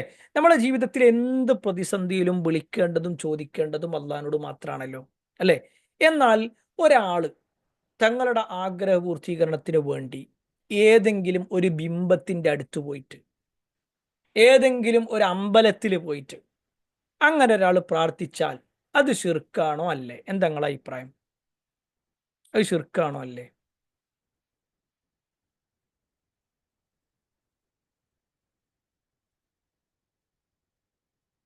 ശിർക്കാണോ അല്ലേ? ഉറപ്പല്ലേ? ഉറപ്പാണ്. ഞങ്ങൾക്ക് ഒന്ന് രണ്ട് വീഡിയോസ് കാണിച്ചു തരാണ്. നിങ്ങൾ നേരെ ശ്രദ്ധിക്കലുണ്ട്. നിങ്ങൾക്ക് മനസ്സിലാക്കാൻ വേണ്ടിയിട്ടാണ് നമ്മൾ ഇങ്ങനെ ഈ ഭാഗം എടുത്ത് പറഞ്ഞു തരുന്നത്. പിന്നെ നിങ്ങൾക്ക് സ്ക്രീന് കാണും എന്ന് വിചാരിക്കുന്നു. ഇതാ ഇതില് അമ്പലത്തിൽ പോണത് കണ്ടോളി. നിങ്ങൾക്ക് സ്ക്രീന് കാണുന്നുണ്ടോ?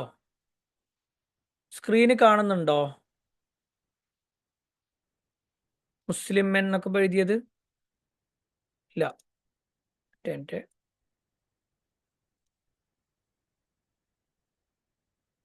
ഓക്കെ, ഇപ്പൊ കാണുന്നുണ്ടോ? നോക്കിക്കോട്ടോ, ഇത് ആന്ധ്രാപ്രദേശിലുള്ള ഒരു പിന്നെ മുസ്ലിം ഉമ്മത്തിന്റെ അവസ്ഥയാണ് കാണുന്നത്. കണ്ടോ,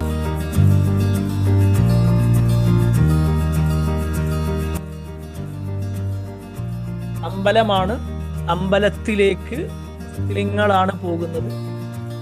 നിങ്ങൾ പോയിട്ട് അവിടെ പ്രാർത്ഥിക്കാം. ഓക്കെ, നിക്കാബ് വരട്ടിക്കണം.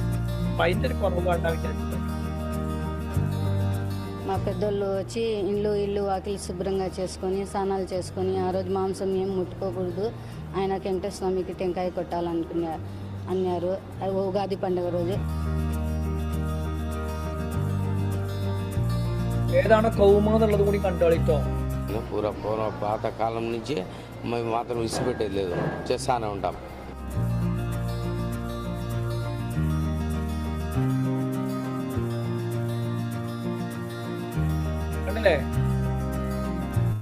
ഇത് ഈ ഒരു കണ്ടില്ലേ? എല്ലാവരും കണ്ടില്ലേ? കണ്ടിട്ടുണ്ടാവും വിചാരിക്കുന്നു. ഇല്ലേ? കണ്ടില്ലേ? ഓക്കെ, കണ്ടു. ഓക്കെ, ഇത് ശിർക്കല്ലേ? ശരിക്ക് ഈ കാണിച്ചതൊക്കെ, ഈ പിന്നെ കണ്ടത് മുഴുവൻ, ഇത് മുഴുവൻ ശിർക്കാണല്ലോ. ഇത് കേരളത്തിന് പുറത്തായാൽ ഷിർക്ക്, കേരളത്തിനുള്ളിലാണെങ്കിൽ ഷിർക്കല്ല. അങ്ങനെ ഉണ്ടോ? ഇല്ലല്ലോ. ഇത് കേരളത്തിൽ പുറത്തായാലും കേരളത്തിനുള്ളിലാണെന്നുണ്ടെങ്കിലും ഒക്കെ ഷിർക്ക് തന്നെയാണ്. കാരണം അള്ളാഹു അല്ലാത്ത ഒരാളോട് പ്രാർത്ഥിക്കാനോ അവരോട് സഹായം തേടാനോ ഇസ്ലാം അനുവാദം നൽകുന്നേയില്ല. എന്നാ നോക്കിക്കോ, വേറെ കണ്ടോ, ഇത് കേരളത്തിലെ ഉള്ളിലുള്ളതാണ്. ഇത് ചില ആൾക്കാർ പറയുമ്പോൾ എന്താന്ന് വെച്ച് കഴിഞ്ഞാല് അതൊന്നും നമ്മൾ കാണുന്നുണ്ടോ? അത് കാണുന്നുണ്ടോ? സ്ക്രീനിൽ കാണുന്നുണ്ടല്ലോ അല്ലേ? മുസ്ലിങ്ങളാണ് അമ്പലത്തിൽ പോയി എന്തൊക്കെയാണ് അവർ ചെയ്യണത് എന്ന് കണ്ടോളി. ഓപ്പൺ ആയിട്ടില്ല. ഓക്കെ, ഒരു മിനിറ്റ്.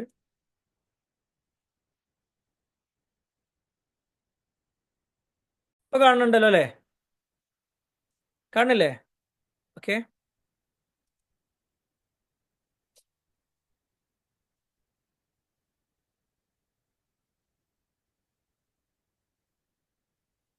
ഓക്കെ, നോക്കിക്കോളി. മുസ്ലിങ്ങളാണ്, തട്ടമൊക്കെ ഇട്ടിട്ടുണ്ട്. ഇപ്പൊ അതിനൊരു കുറവ് വേണ്ടെന്ന് വിചാരിച്ചിട്ടാക്കാരം മറ്റേ ആൾക്കാർ നിക്കാബൊക്കെ ഇട്ടത് കൊണ്ട്.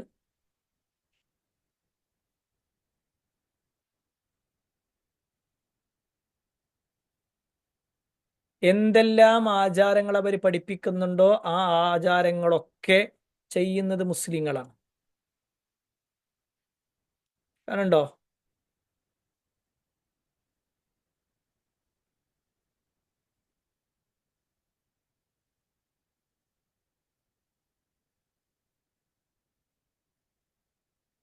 ഓക്കെ, കണ്ടില്ലേ? ഇപ്പൊ ഇത് കേരളത്തിലാണ്.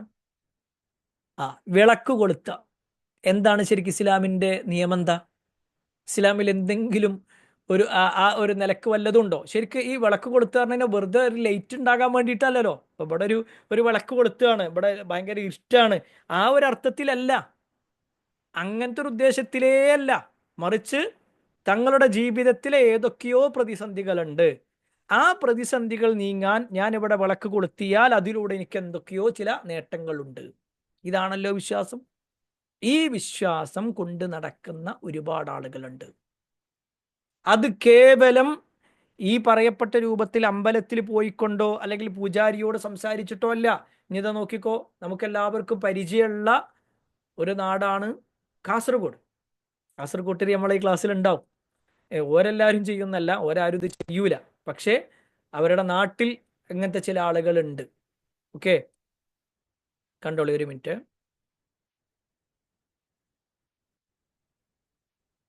ഇതില് ഒരു റംല എന്ന് പറയുന്ന ഒരു സ്ത്രീ, ഞാൻ അവരുടെ പേര് ഇതിൽ ഓൾറെഡി വന്നത് കൊണ്ട് പറയാട്ടോ.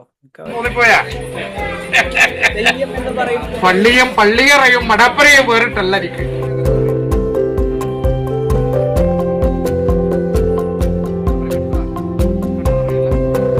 തെയ്യത്തിന്റെ അടുത്ത് പോയി കരഞ്ഞു പ്രാർത്ഥിക്കുക, ആവശ്യങ്ങൾ പറയാം. അപ്പൊ ആ തെയ്യം സന്തോഷമായ എന്നാ പറയാനുള്ളത് മുത്തപ്പനോട്, എന്റെ ജീവിതയാത്രയിൽ എന്തെങ്കിലും പ്രയാസം ഉണ്ടെന്നെനിക്ക് ഒരുപാട് ബുദ്ധിമുട്ടുകളുണ്ട്, ദൈവത്തിനറിയാം അല്ലേ?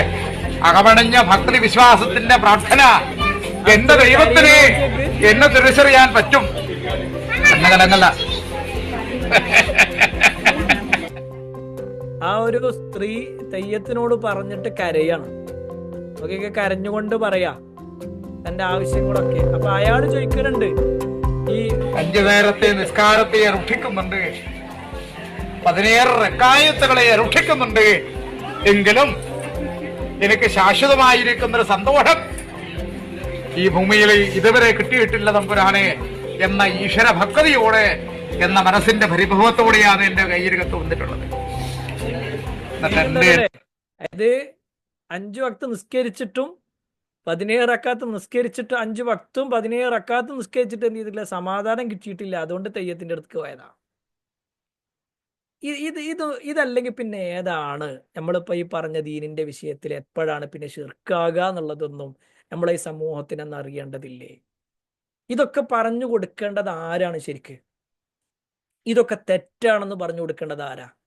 പ്രിയപ്പെട്ട സഹോദരങ്ങളൊന്ന് മനസ്സിലാക്കുക. ഇതെന്തെന്ന് വെച്ച് കഴിഞ്ഞാൽ ഇത് ഒരിക്കലും ഒരു ഒരു മോശമായിട്ടുള്ള ഒരു രൂപത്തിലല്ലത് അല്ലേ. മറിച്ച് എന്താന്ന് വെച്ച് കഴിഞ്ഞാൽ ഇത് സ്വാഭാവികമായിട്ടുണ്ടാകുന്ന ഒരു പ്രശ്നമാണ്. പല ആളുകൾക്കും ഇത് തെറ്റാണെന്നുള്ള കാര്യം പോലും അറിയൂല. എന്നാൽ ഈ തെറ്റാണെന്ന് പറഞ്ഞു കൊടുക്കേണ്ടത് ആരാ? പറഞ്ഞു കൊടുക്കേണ്ടത് ഉസ്താദുമാരാണ് അല്ലെ, ദീന് പഠിച്ച ആൾക്കാരാണ്. ആ പഠിച്ച ആൾക്കാരെന്താ ചെയ്യണമെന്നുള്ളത് കൂടി ഒന്ന് നമുക്കത് കാണാം കേട്ടോ. ആരോടാണ് പറയണത്, ആരെയാണ് വിളിക്കണത് എന്നുള്ളത് കണ്ടു കഴിഞ്ഞാൽ പിന്നെ ആ പ്രശ്നം നീ ആരോടാ പറയേണ്ടത് എന്നുള്ളത് നിങ്ങൾ തന്നെ സ്വയം തീരുമാനിച്ചോളൂ. ഒരു മിനിറ്റ്.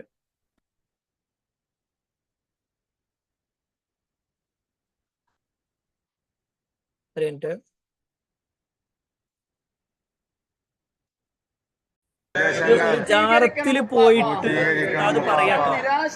ആരോടാണ് പറയണത് നോക്കിക്കോ. അള്ളഹാനോടല്ല പറയണത്, ഉപ്പാപ്പാനോട് പറയണം മക്കളെ തരണം, ഞങ്ങൾ ആവശ്യങ്ങൾ നിർവഹിക്കണം, ഞങ്ങൾ മരിക്കണ സമയത്തും മരണത്തിന് ശേഷം ഒക്കെ ഉള്ള ആവശ്യങ്ങൾ നിങ്ങൾ നിർവഹിച്ചു.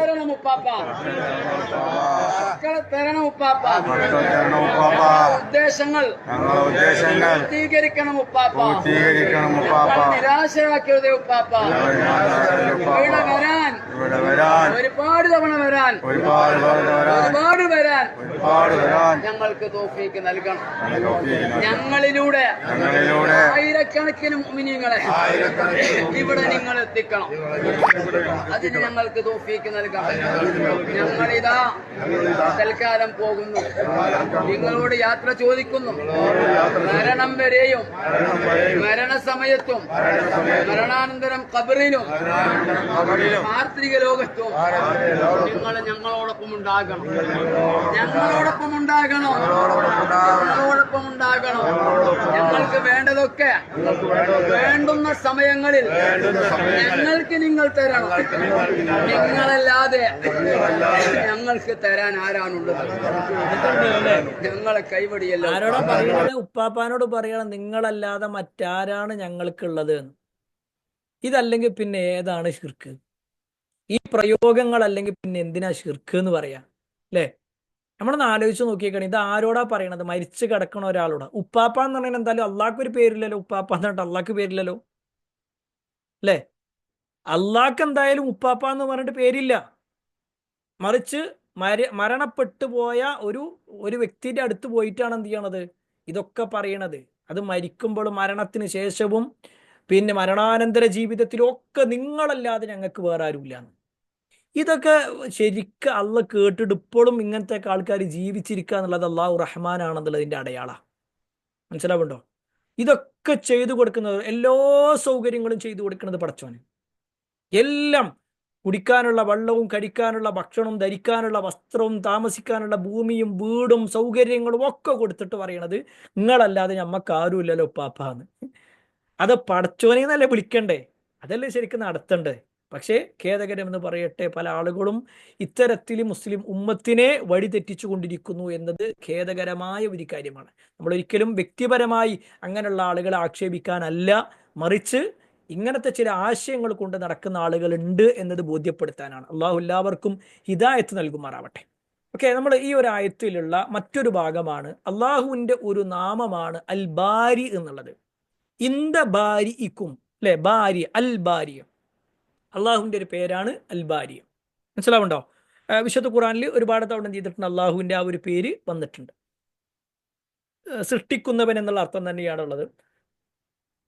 അള്ളാഹുവിന് ഖാലിഖ് എന്നുള്ളതും അതേപോലെ തന്നെ മുസവ്വിർ എന്ന് പറയുന്നതും ബാരി എന്നൊക്കെ പറഞ്ഞു കഴിഞ്ഞാൽ ഒക്കെ എന്താണ്? സൃഷ്ടിപ്പുമായി ബന്ധപ്പെട്ടുകൊണ്ട് അതിനെ ഓരോ ഭാഗം രൂപം നൽകുന്നവൻ, മറ്റൊരു പിന്നെ മുമ്പ് ഒരു രൂപമില്ലാതെ രൂപം നൽകുന്നവൻ, ഇങ്ങനെയൊക്കെ ഒരുപാട് വ്യത്യാസങ്ങൾ അതിലുണ്ട്. നമ്മൾ എന്തായാലും അതിലേക്ക് പോകുന്നില്ല. ഇവിടെ ഈ ഒരു ആയത്തിൽ അള്ളാഹു സുബ്ഹാനഹു വ തആല എടുത്തു പറഞ്ഞൊരു കാര്യം, അതാണ് നമുക്ക് ഇനി പറയാൻ പോകുന്ന അടുത്തൊരു ഭാഗം. എന്താണെന്ന് വെച്ച് കഴിഞ്ഞാൽ തൗബ ചെയ്യുന്നതോടൊപ്പം അള്ളാഹു പറയുന്ന നിബന്ധനകൾ കൂലി പാലിക്കണം എന്നുള്ളതാണ്. ഇവിടെ ഫതൂബു ഇലാ ബാരിഇക്കും ഫഖ്തുലു അൻഫുസക്കും എന്നാ പറഞ്ഞേ അല്ലേ?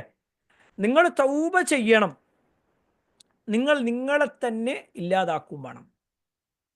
ഇവിടെ ശരിക്കും തൗബയുടെ നിബന്ധനകൾ ഇതിനു മുമ്പ് നമ്മൾ പറഞ്ഞിട്ടുണ്ട്. തൗബയുടെ നിബന്ധനകളെ കുറിച്ച് ഇതിനു മുമ്പ് പറഞ്ഞത് ഓർമ്മയുണ്ടല്ലോ എല്ലാവർക്കും? ഓർമ്മല്ലേ? ഇതിനു മുമ്പ് നമ്മളെ തൗബയുടെ നിബന്ധനകൾ പറഞ്ഞത് ഓർമ്മയുണ്ടോന്ന്? ഉണ്ട് അല്ലേ? ഓക്കെ, 3 നിബന്ധനകൾ പ്രധാനമായിട്ടും നമ്മൾ പറഞ്ഞിട്ടുണ്ടായിരുന്നു. ഏതൊക്കെയാണെന്ന് ഓർമ്മ ഉണ്ടോ? ഏതൊക്കെ നിബന്ധനകളായിരുന്നത്? ആർക്കെങ്കിലും ഓർമ്മ ഉണ്ടോ? എഴുതി വെച്ചിട്ടുണ്ടാവും. നമുക്ക് ഓർമ്മ ഉണ്ടാവും എന്ന് വിചാരിക്കുന്നു. ഞാൻ എന്തായാലും അതിലേക്ക് പോണില്ല. പിന്നെ ഓൾറെഡി നമ്മൾ പറഞ്ഞ വിഷയങ്ങളാണ്, പറഞ്ഞ ഭാഗങ്ങളാണ്, അതുകൊണ്ട് കൂടുതൽ പറയുന്നില്ല. പിന്നെ ഇവിടെ എന്താന്ന് വെച്ച് കഴിഞ്ഞാൽ ആ തൗബയുടെ നിബന്ധനകളിൽ ചെയ്തു പോയ തെറ്റിൽ ഖേദമുണ്ടാവുക, ഇനി ഒരിക്കലും മടങ്ങാതിരിക്കുക എന്നൊക്കെ പറഞ്ഞല്ലോ. അവിടെ എവിടെയും എന്ത് ചെയ്തിട്ടില്ല, അള്ളാഹു സ്വയം നശിപ്പിക്കാൻ വേണ്ടിയിട്ട് ഒരു കാര്യം പറഞ്ഞിട്ടില്ല. എന്നാൽ ഇവിടെ അള്ളാഹു സുബ്ഹാനഹു വ തആല പറയണത് എന്താന്ന് വെച്ച് കഴിഞ്ഞാൽ തൗബ ചെയ്യുന്നതോടൊപ്പം ഫഖ്തുലു അൻഫുസക്കും, നിങ്ങൾ നിങ്ങളെ തന്നെ ഇല്ലാതാക്കണം എന്ന് പറയുന്നുണ്ട്. ഇവിടെ ഇല്ലാതാക്കുക എന്ന് പറഞ്ഞാൽ എന്താണ് അത് നമ്മൾ പറയാം. ഫഖ്തുലു അൻഫുസക്കും എന്നാണല്ലോ പറഞ്ഞത്. ഈ ഫഖ്തുലു അൻഫുസക്കും എന്ന് പറഞ്ഞു കഴിഞ്ഞാൽ നിങ്ങൾ നിങ്ങളെ തന്നെ കൊല്ലുക എന്ന് പറഞ്ഞാൽ ഒരാൾ ആത്മഹത്യ ചെയ്യുക എന്നല്ല അവിടെ അർത്ഥമാക്കുന്നത്. നേരെ ശ്രദ്ധിക്കുക, നിങ്ങൾ നിങ്ങളെ തന്നെ കൊല്ലുക എന്ന് പറഞ്ഞാൽ ആത്മഹത്യയല്ല, മറിച്ച് ഒന്ന്, ഒരാൾ സ്വന്തം മാതാപിതാക്കളെയോ അല്ലെങ്കിൽ മക്കളെയോ സഹോദരങ്ങളെയോ ഒക്കെ കൊല്ലുക. അത് നമ്മളെ മക്കളെ കൊല്ലുക എന്ന് പറഞ്ഞു കഴിഞ്ഞാൽ അത് ശരിക്ക് നമ്മളെ കൊല്ലണതിന് തുല്യം തന്നെയാണല്ലോ. അല്ലെങ്കിൽ നമ്മുടെ മാതാപിതാക്കളെ കൊല്ലുക പറഞ്ഞു കഴിഞ്ഞാൽ നമ്മൾ സ്വയം ഇല്ലാതാക്കുന്നതിന് തുല്യമാണ്. അതാണ് അവിടെ അള്ളാഹു സുബ്ഹാനഹു വ തആല ആ തരത്തിൽ പറഞ്ഞിട്ടുള്ളത്. അതല്ലാതെ എന്തല്ല, നിങ്ങൾ ആത്മഹത്യ ചെയ്യുക എന്ന അർത്ഥത്തിലല്ല ആ ഒരു പ്രയോഗം എന്നതുകൂടി നമ്മൾ എന്ത് ചെയ്യുക, മനസ്സിലാക്കാം. എന്തായിരുന്നാലും അള്ളാഹു സുബ്ഹാനഹു വ തആല ഫഖ്തുലു അൻഫുസക്കും, നിങ്ങൾ നിങ്ങളെ തന്നെ കൊല്ലുക എന്ന് പറഞ്ഞപ്പോൾ അത് എങ്ങനെയാണ് അവർ കൊന്നത്? ഈ വിഷയത്തിൽ പണ്ഡിതന്മാർക്കിടയിൽ വലിയ ചർച്ചകൾ ഉണ്ടായിട്ടുണ്ട്. എന്നാൽ ഒട്ടുമിക്ക തഫ്സീറുകളിൽ വന്നൊരു സംഭവം എന്താണെന്ന് വെച്ച് കഴിഞ്ഞാൽ അവരോടെല്ലാവരോടും കുടുംബക്കാരെ അങ്ങോട്ടും ഇങ്ങോട്ടും കൊല്ലാൻ വേണ്ടി പറഞ്ഞു. സ്വാഭാവികമായിട്ടും അവർക്കതിന് കഴിയൂല. ആർക്കും ചിലപ്പോൾ എന്ത് ചെയ്യും, ഒരു ബുദ്ധിമുട്ട് തോന്നാം. അപ്പൊ അവരതിനൊരു പ്രയാസം പറഞ്ഞപ്പോൾ ഒരു ഇരുട്ടുള്ള മുറിയിലേക്ക് കയറാൻ വേണ്ടി പറഞ്ഞു. ഒരു ഇരുട്ടുള്ള മുറിയിൽ കയറിയിട്ട് എന്ത് ചെയ്യുക, അവരുടെ കയ്യിൽ ആയുധം വെച്ചുകൊണ്ട് പരസ്പരം വെട്ടുക. അപ്പൊ സ്വാഭാവികമായിട്ടും എന്ത് ചെയ്യും, ആരെയാണ് വെട്ടുന്നത് എന്നറിയൂല, അങ്ങോട്ടും ഇങ്ങോട്ടും വെട്ടി ഇല്ലാതാകാം. ചില തഫ്സീറുകളിലൊക്കെ 70,000-ഓളം ആളുകൾ അങ്ങനെ കൊല ചെയ്യപ്പെട്ടു എന്നുള്ളതാണ്. 70,000-ഓളം ആളുകൾ, നേരെ ശ്രദ്ധിക്കേണ്ടെന്ന് വിചാരിക്കുന്നു. 70,000-ഓളം ആളുകൾ എന്ത് ചെയ്തിട്ടുണ്ട്, കൊല ചെയ്യപ്പെട്ടിട്ടുണ്ട്. ഇതാണ് അവർക്ക് അള്ളാഹു സുബ്ഹാനഹു വ തആല നൽകിയിട്ടുള്ള ശിക്ഷാ നടപടിയായിട്ട് വിശുദ്ധ ഖുർആനിൽ വന്നിട്ടുള്ളത്. ഫഖ്തുലു അൻഫുസക്കും, അങ്ങനെ അവരെന്ത് ചെയ്തു, അവർ പരസ്പരം കൊന്നു. അങ്ങനെ അള്ളാഹു സുബ്ഹാനഹു വ തആല അവരുടെ തൗബ അള്ളാഹു സ്വീകരിക്കുകയും ചെയ്തു. എന്നിട്ട് അള്ളാഹു സുബ്ഹാനഹു വ തആല എന്ത് ചെയ്തു എന്നുള്ളതാണ്. നേരെ ശ്രദ്ധിക്കാം. അടുത്ത ആയത്താണ് وَإِذْ قُلْتُمْ يَا مُوسَى لَن نُؤْمِنَ لَكَ حَتَّى نَرَى اللَّهَ جَهْرًا.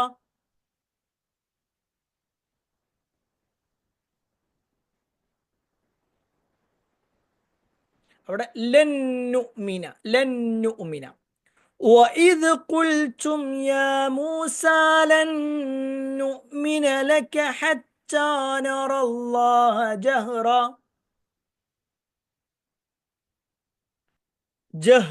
ജഹ്റ ട്ടോ. പിന്നെ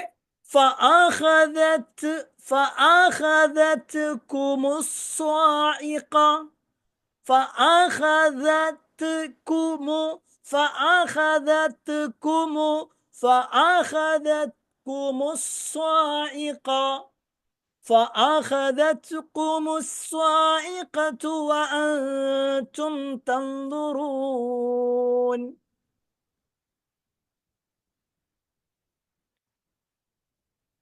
ഓക്കെ, കണ്ടിട്ടുണ്ടെന്ന് വിചാരിക്കുന്നു. ഓതിയല്ലോ അല്ലേ എല്ലാവരും? ഈ ആയത്തിൽ ഈ ബനു ഇസ്രായേലരുടെ, നമ്മളിതിനു മുമ്പ് പറഞ്ഞല്ലോ, എന്തെല്ലാം അള്ളാഹു ചെയ്തു കൊടുക്കുന്നുണ്ടോ അതിനൊക്കെ എതിര് കാണിക്കുന്ന, നന്ദികേട് കാണിക്കുന്ന ഒരു വിഭാഗമായിരുന്നു ഇവര്.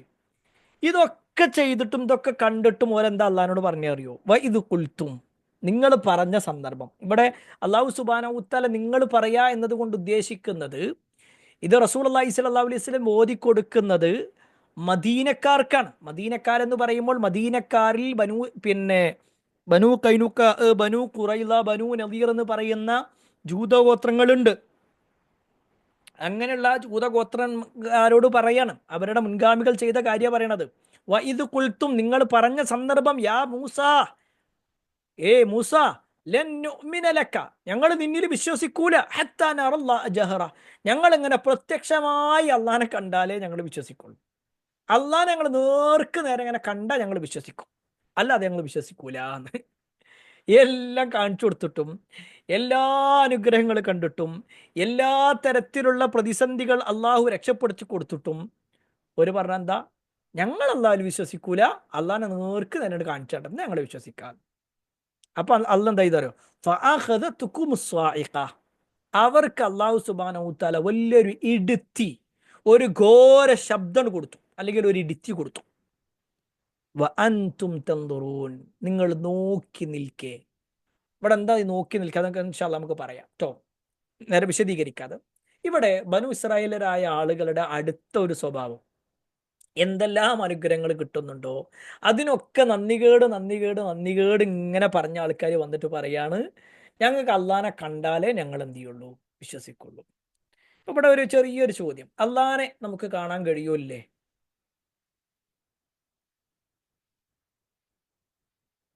അള്ളാനെ നമുക്ക് കാണാൻ കഴിയുമോ?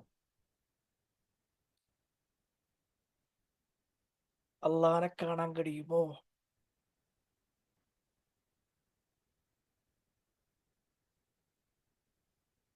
ഇല്ല, പരലോകത്ത് ഇല്ല. ഓക്കെ, ഈ ദുനിയാവിലില്ല, പരലോകത്ത് സ്വർഗത്തിലായിട്ട് എന്ത് ചെയ്യും, സത്യവിശ്വാസികൾക്ക് കിട്ടുന്ന വലിയൊരു ഇത് നമ്മളത് അതിന് പറഞ്ഞിട്ടുണ്ട്, ഇതിന് മുമ്പ് ഒരു തവണ പറഞ്ഞിട്ടുണ്ട്, നമ്മൾ കേട്ടിട്ടുണ്ടാവും അല്ലേ? സ്വർഗത്തിൽ ഒരുപാട് അനുഗ്രഹങ്ങൾ കിട്ടി, പിന്നെ അള്ളാഹു സുബ്ഹാനഹു വ തആലയോട് ചോദിക്കും, നിങ്ങൾക്ക് തൃപ്തിയായോ എന്നൊക്കെ ചോദിക്കുമ്പോൾ, ഞങ്ങൾക്ക് ഇനി എന്തെങ്കിലും വേണോ എന്ന് ചോദിക്കുമ്പോൾ, അല്ല റബ്ബേ അതൊക്കെ തന്നെ മതി, ഞങ്ങൾക്ക് ഒരുപാട് കിട്ടിയില്ലേ എന്നൊക്കെ പറയുമ്പോൾ അള്ളാഹു സുബ്ഹാനഹു വ തആല അള്ളാഹുവിൻ്റെ ഹിജാബ് അങ്ങ് നീക്കപ്പെടും, അള്ളാഹുവിൻ്റെ മറയങ്ങ് നീക്കപ്പെടും.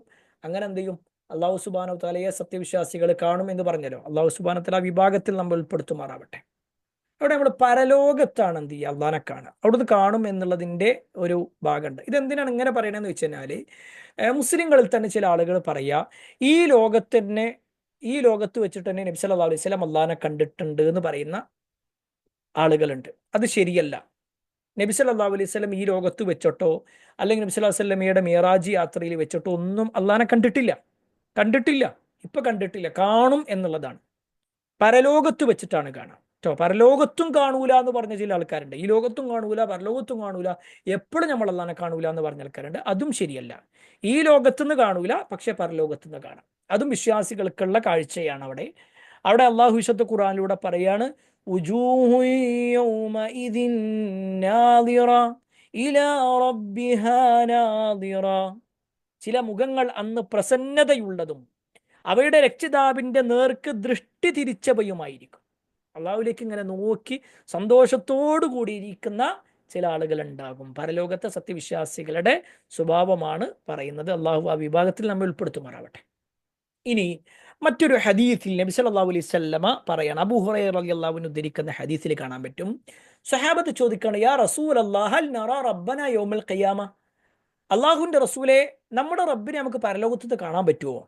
അപ്പൊ നബി സല്ലല്ലാഹു അലൈഹി വസല്ലം ചോദിക്കാണ്, ഹൽ തുദാറൂന ഫീ റുയത്തി ശംസി ഫി ളഹീറ ലൈസത ഫീ സഹാബ, മേഘങ്ങളൊന്നും ഇല്ലാത്ത സമയത്ത് നിങ്ങൾക്ക് നേർക്ക് നേരെ സൂര്യനെ കാണാൻ കഴിയോ? സൂര്യൻ ഇങ്ങനെ തെളിഞ്ഞ രൂപത്തിൽ നിങ്ങൾക്ക് കാണാൻ വല്ല വിഷമമുണ്ടോ? അവർ പറഞ്ഞില്ല, ഒരു കുഴപ്പമില്ല. വീണ്ടും ചോദിക്കണം, ഫഹൽ തുദാറൂന ഫീ റുയത്തിൽ ഖമരി ലൈലത്തിൽ ബദർ ലൈസ ഫീ സഹാബ, നല്ല തെളിഞ്ഞു നിൽക്കുന്ന ആ ഒരു എന്താ പറയാ, ഒരു മേഘം പോലും ഇല്ലാത്ത സമയത്ത്, ആ ഒരു പൗർണമിയുടെ സമയത്ത് ഒരു ഖമറിനെ, ഒരു ചന്ദ്രനെ കാണുക എന്നുള്ളത് നിങ്ങൾക്ക് പ്രയാസകരമാണോ? അവർ പറഞ്ഞില്ല, അല്ല.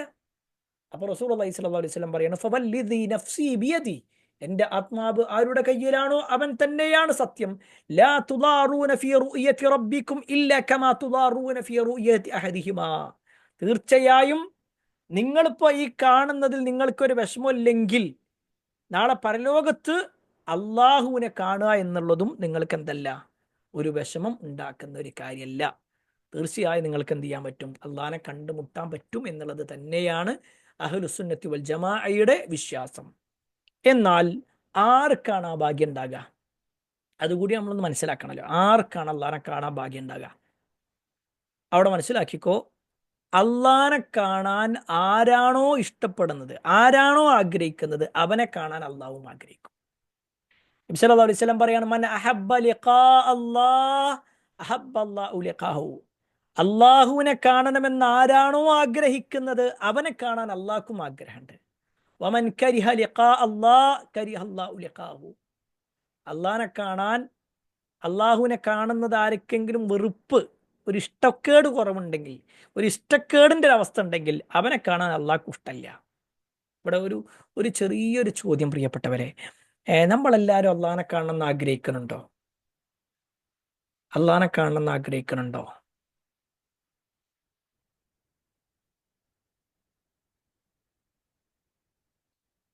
ഉണ്ട് അല്ലേ? യെസ്, തീർച്ചയായും. ഓക്കെ. എന്നാൽ ഇവിടെ ഒരു ഒരു ഒരു ചെറിയൊരു ചോദ്യം, ഇതിൻ്റെ ഉത്തരങ്ങൾ തരേണ്ടതില്ല, പക്ഷെ നിങ്ങൾ സ്വന്തത്തോട് ചോദിക്കണം. അള്ളാഹിനെ കാണണമെന്ന് നമ്മൾ ആഗ്രഹിക്കുന്നു, എന്നാൽ അള്ളാഹിനെ കാണണമെങ്കിൽ തീർച്ചയായും നമ്മൾ മരണപ്പെട്ടേ പറ്റൂ. മരണപ്പെടാതെ, മരിക്കാതെ നമുക്ക് അള്ളാഹിനെ കാണാൻ കഴിയൂല. അവിടെ നമ്മൾ എത്ര ആളുകൾ മരണത്തിന് റെഡി ആയിട്ടുണ്ട്? ഇന്ന് മരിക്കുകയാണെങ്കിൽ ഞാൻ അതിന് സന്നദ്ധയാണ്. കാരണം എൻ്റെ എല്ലാ ഹക്കുകളും ഞാൻ നിറവേറ്റിയിട്ടുണ്ട്. ഞാൻ ആർക്കും ഒന്നും കൊടുക്കാനില്ല. ഞാൻ ആരുമായിട്ടും അത്തരത്തിലുള്ള പറഞ്ഞു വെച്ച പ്രശ്നങ്ങളില്ല. ഒരാളോടും ഞാൻ ആരോപണം പറഞ്ഞിട്ടില്ല. ഇന്ന് ഞാൻ മരിച്ചാലും അള്ളാഹിൻ്റെ അടുക്കൽ ഒരു കുറ്റവും ഇല്ലാത്ത രൂപത്തിലാണ് ഞാനുള്ളത്. അങ്ങനെ പറയാൻ നമ്മളിൽ എത്ര ആളുകൾക്ക് കഴിയുന്നു? നമ്മൾ സ്വയം ഒന്ന് പരിശോധിക്കാം. നമ്മളിവിടെ കമൻറ്റ് ചെയ്യണമെന്നില്ല, പക്ഷെ സ്വന്തത്തോട് നമ്മളൊന്ന് ചോദിക്കുക. അള്ളാഹിനെ കാണണമെന്ന് നമ്മൾ ആഗ്രഹിക്കുന്നു, പക്ഷേ തെറ്റ് ചെയ്ത് ജീവിക്കുന്ന ഒരാൾക്ക് അള്ളാഹിനെ കാണാൻ കഴിയൂലല്ലോ. ഹറാമിലൂടെ ജീവിക്കുന്ന ഒരാൾക്ക് അള്ളാഹിനെ കാണാൻ കഴിയൂലല്ലോ. മരണത്തെ പേടിച്ച് ജീവിക്കുന്ന ആളുകൾക്ക് അള്ളാഹിനെ കാണാൻ കഴിയൂലല്ലോ. നമ്മൾ മരണത്തെ സ്വീകരിക്കാൻ റെഡിയാണോ? നമ്മുടെ ജീവിതത്തിൽ അതിനു വേണ്ടി ഒരു ഒരുക്കം നമ്മൾ നടത്തിയിട്ടുണ്ടോ?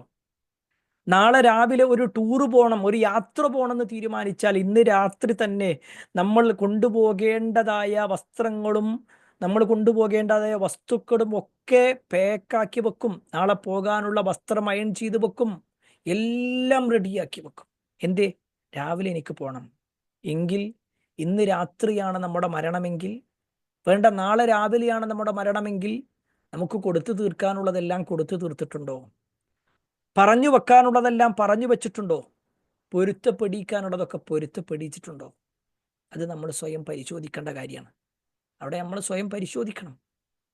അത്തരത്തിൽ അതൊന്നും റെഡി ആയിട്ടില്ലെങ്കിൽ നമ്മുടെ പരലോകം എന്തായിരിക്കും എന്നുള്ളത് കൂടി നമ്മൾ സ്വയം വിലയിരുത്തുക. അള്ളാഹു നമുക്കെല്ലാം അവനെ തൃപ്തിയോടുകൂടി കാണാനുള്ള തൗഫീക്ക് നൽകുമാറാവട്ടെ.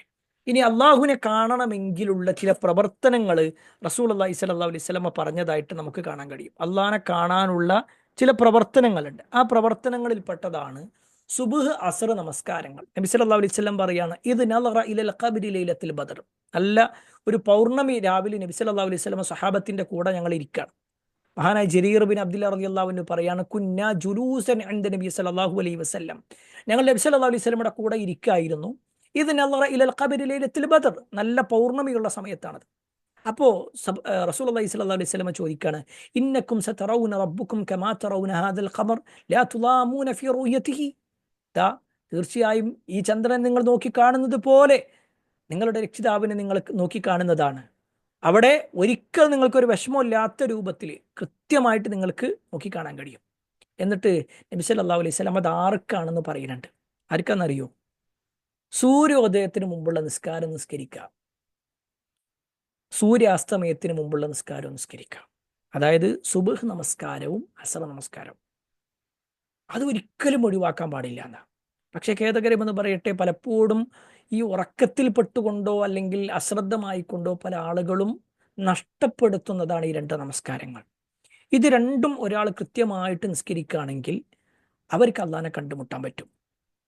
ഇതിൽ അശ്രദ്ധമാണെങ്കിലോ, ഇതിൽ ഗൗരവം കാണിക്കാത്തൊരവസ്ഥയാണെങ്കിലോ, ഇതിൽ കൃത്യതയില്ലാത്ത അവസ്ഥയാണെങ്കിലോ തീർച്ചയായും അവർക്ക് പരലോകത്ത് വലിയ മെച്ചങ്ങളൊന്നും ഉണ്ടാവില്ല.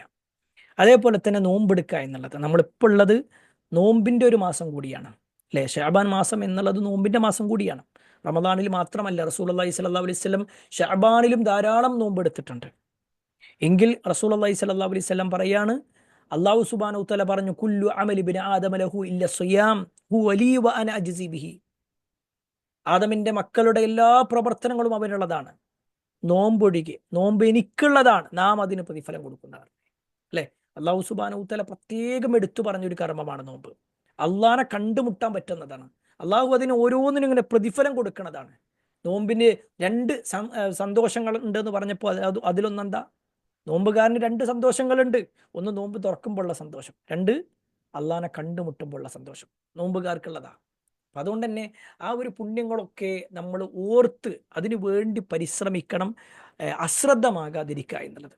ഇവിടെ ഈ സ്വായിഖത്ത് എന്നുള്ളൊരു പ്രയോഗം പറഞ്ഞല്ലോ, സ്വായിഖത്ത് ഫഅഖദതുകും സ്വായിഖ, അവർക്ക് ആ ഒരു സ്വായിഖത്ത്, ഒരു ഇടുത്തി അവരെ ബാധിച്ച സന്ദർഭം. അവിടെ ഈ സ്വായിഖത്ത് എന്ന് പറഞ്ഞാൽ എന്ത് എന്നതിൽ പണ്ഡിതന്മാർ പറഞ്ഞ എന്താണെന്നറിയോ? ഭൂരിഭാഗം പണ്ഡിതന്മാരും പറഞ്ഞത് അത് മരണമാണെന്ന്. അവർ നോക്കി നിൽക്കുന്ന സമയത്ത് എന്ത് ചെയ്തു? അവരുടെ കൂട്ടത്തിൽ ഓരോരുത്തരും ഇങ്ങനെ മരിച്ചു കൂടുന്ന. എന്താ അവർ പറഞ്ഞ്? അള്ളാനെ ഞങ്ങൾക്ക് കാണുന്നു. അവർ കുഴഞ്ഞു വീണുകൊണ്ട് മരിച്ചു. ഇനി അതിന്റെ ബാക്കി കൂടി അല്ലാഹു സുബ്ഹാനഹു വതആല പറയണം. എന്നിട്ട് എന്ത് സംഭവിച്ചു, അവർ മരിച്ചതിന് ശേഷം എന്തുണ്ടായത് എന്നുള്ളത് പറയാം.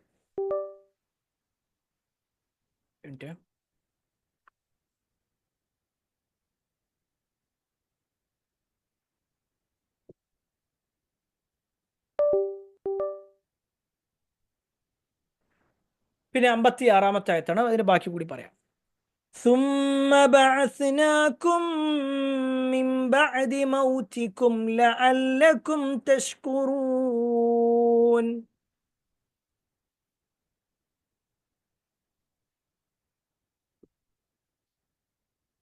ഓക്കെ, പ്രത്യേകിച്ചൊന്നുമില്ല. സുമ്മ ആ പ്രയോഗം ശ്രദ്ധിച്ച മതി.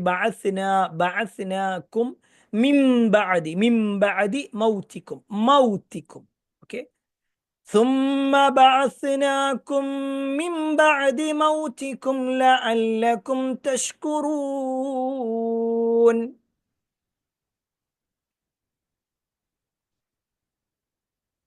ഓക്കെ, ബനു ഇസ്രായേലരായ ആളുകളെ അല്ലാഹു സുബ്ഹാനഹു വതആല എന്ത് ചെയ്തു? അവരെ പലതിൽ നിന്നും രക്ഷപ്പെടുത്തി. ചില ആളുകളൊക്കെ അവർ ചെയ്തതിന്റെ ശിക്ഷകളും അനുഭവിച്ചു. പക്ഷെ അപ്പോഴും അവരെന്ത് ചെയ്തു? അള്ളാഹനെ ഞങ്ങൾ നേരിട്ട് കണ്ടാലേ ഞങ്ങൾ വിശ്വസിക്കുള്ളൂ എന്ന് പറഞ്ഞു. അപ്പൊ അല്ലാഹു സുബ്ഹാനഹു വതആല ഉടൻ എന്ത് ചെയ്തു? അവരുടെ റൂഹിന്റെ എടുത്തു. അവർ മരിച്ചു.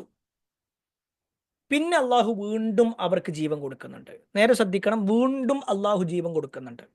സുമ്മ പിന്നെ ബഅസ്നാകും, നാം നിങ്ങളെ എഴുന്നേൽപ്പിച്ചു. മിൻ ബഅദി മൗതിക്കും, നിങ്ങളുടെ മൗത്തിന് ശേഷം, മരണത്തിന് ശേഷം നിങ്ങളെ വീണ്ടും നാം എഴുന്നേൽപ്പിച്ചു. ലഅല്ലക്കും തഷ്കുറൂൻ, നിങ്ങൾ നന്ദിയുള്ളവരായി തീരാൻ വേണ്ടി. ഇവിടെ ഈ ഒരു മൗത്ത് എന്നതുകൊണ്ട് അർത്ഥമാക്കുന്നത് എന്താണ്? അത് യഥാർത്ഥ മരണമാണോ അല്ലയോ?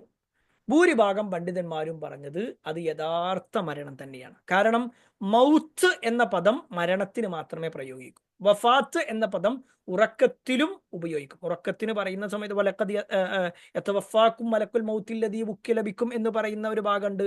അതേപോലെ തന്നെ ഒരാൾ മരണം ആസന്നമാകുന്ന സമയത്ത്, മരണം അല്ല, ഒരാൾക്ക് ഉറക്കത്തിലേക്ക് പോകുന്ന സമയത്ത് അള്ളാഹു അവരുടെ ആത്മാക്കളെ ഊരിയെടുക്കുന്നു, ഏറ്റെടുക്കുന്നു എന്ന് പറയുന്ന പ്രയോഗങ്ങളുണ്ട്. വഫ എന്നുള്ളതിന് ഏറ്റെടുക്കുക, പൂർത്തിയാക്കുക എന്നൊക്കെയാണുള്ളത്.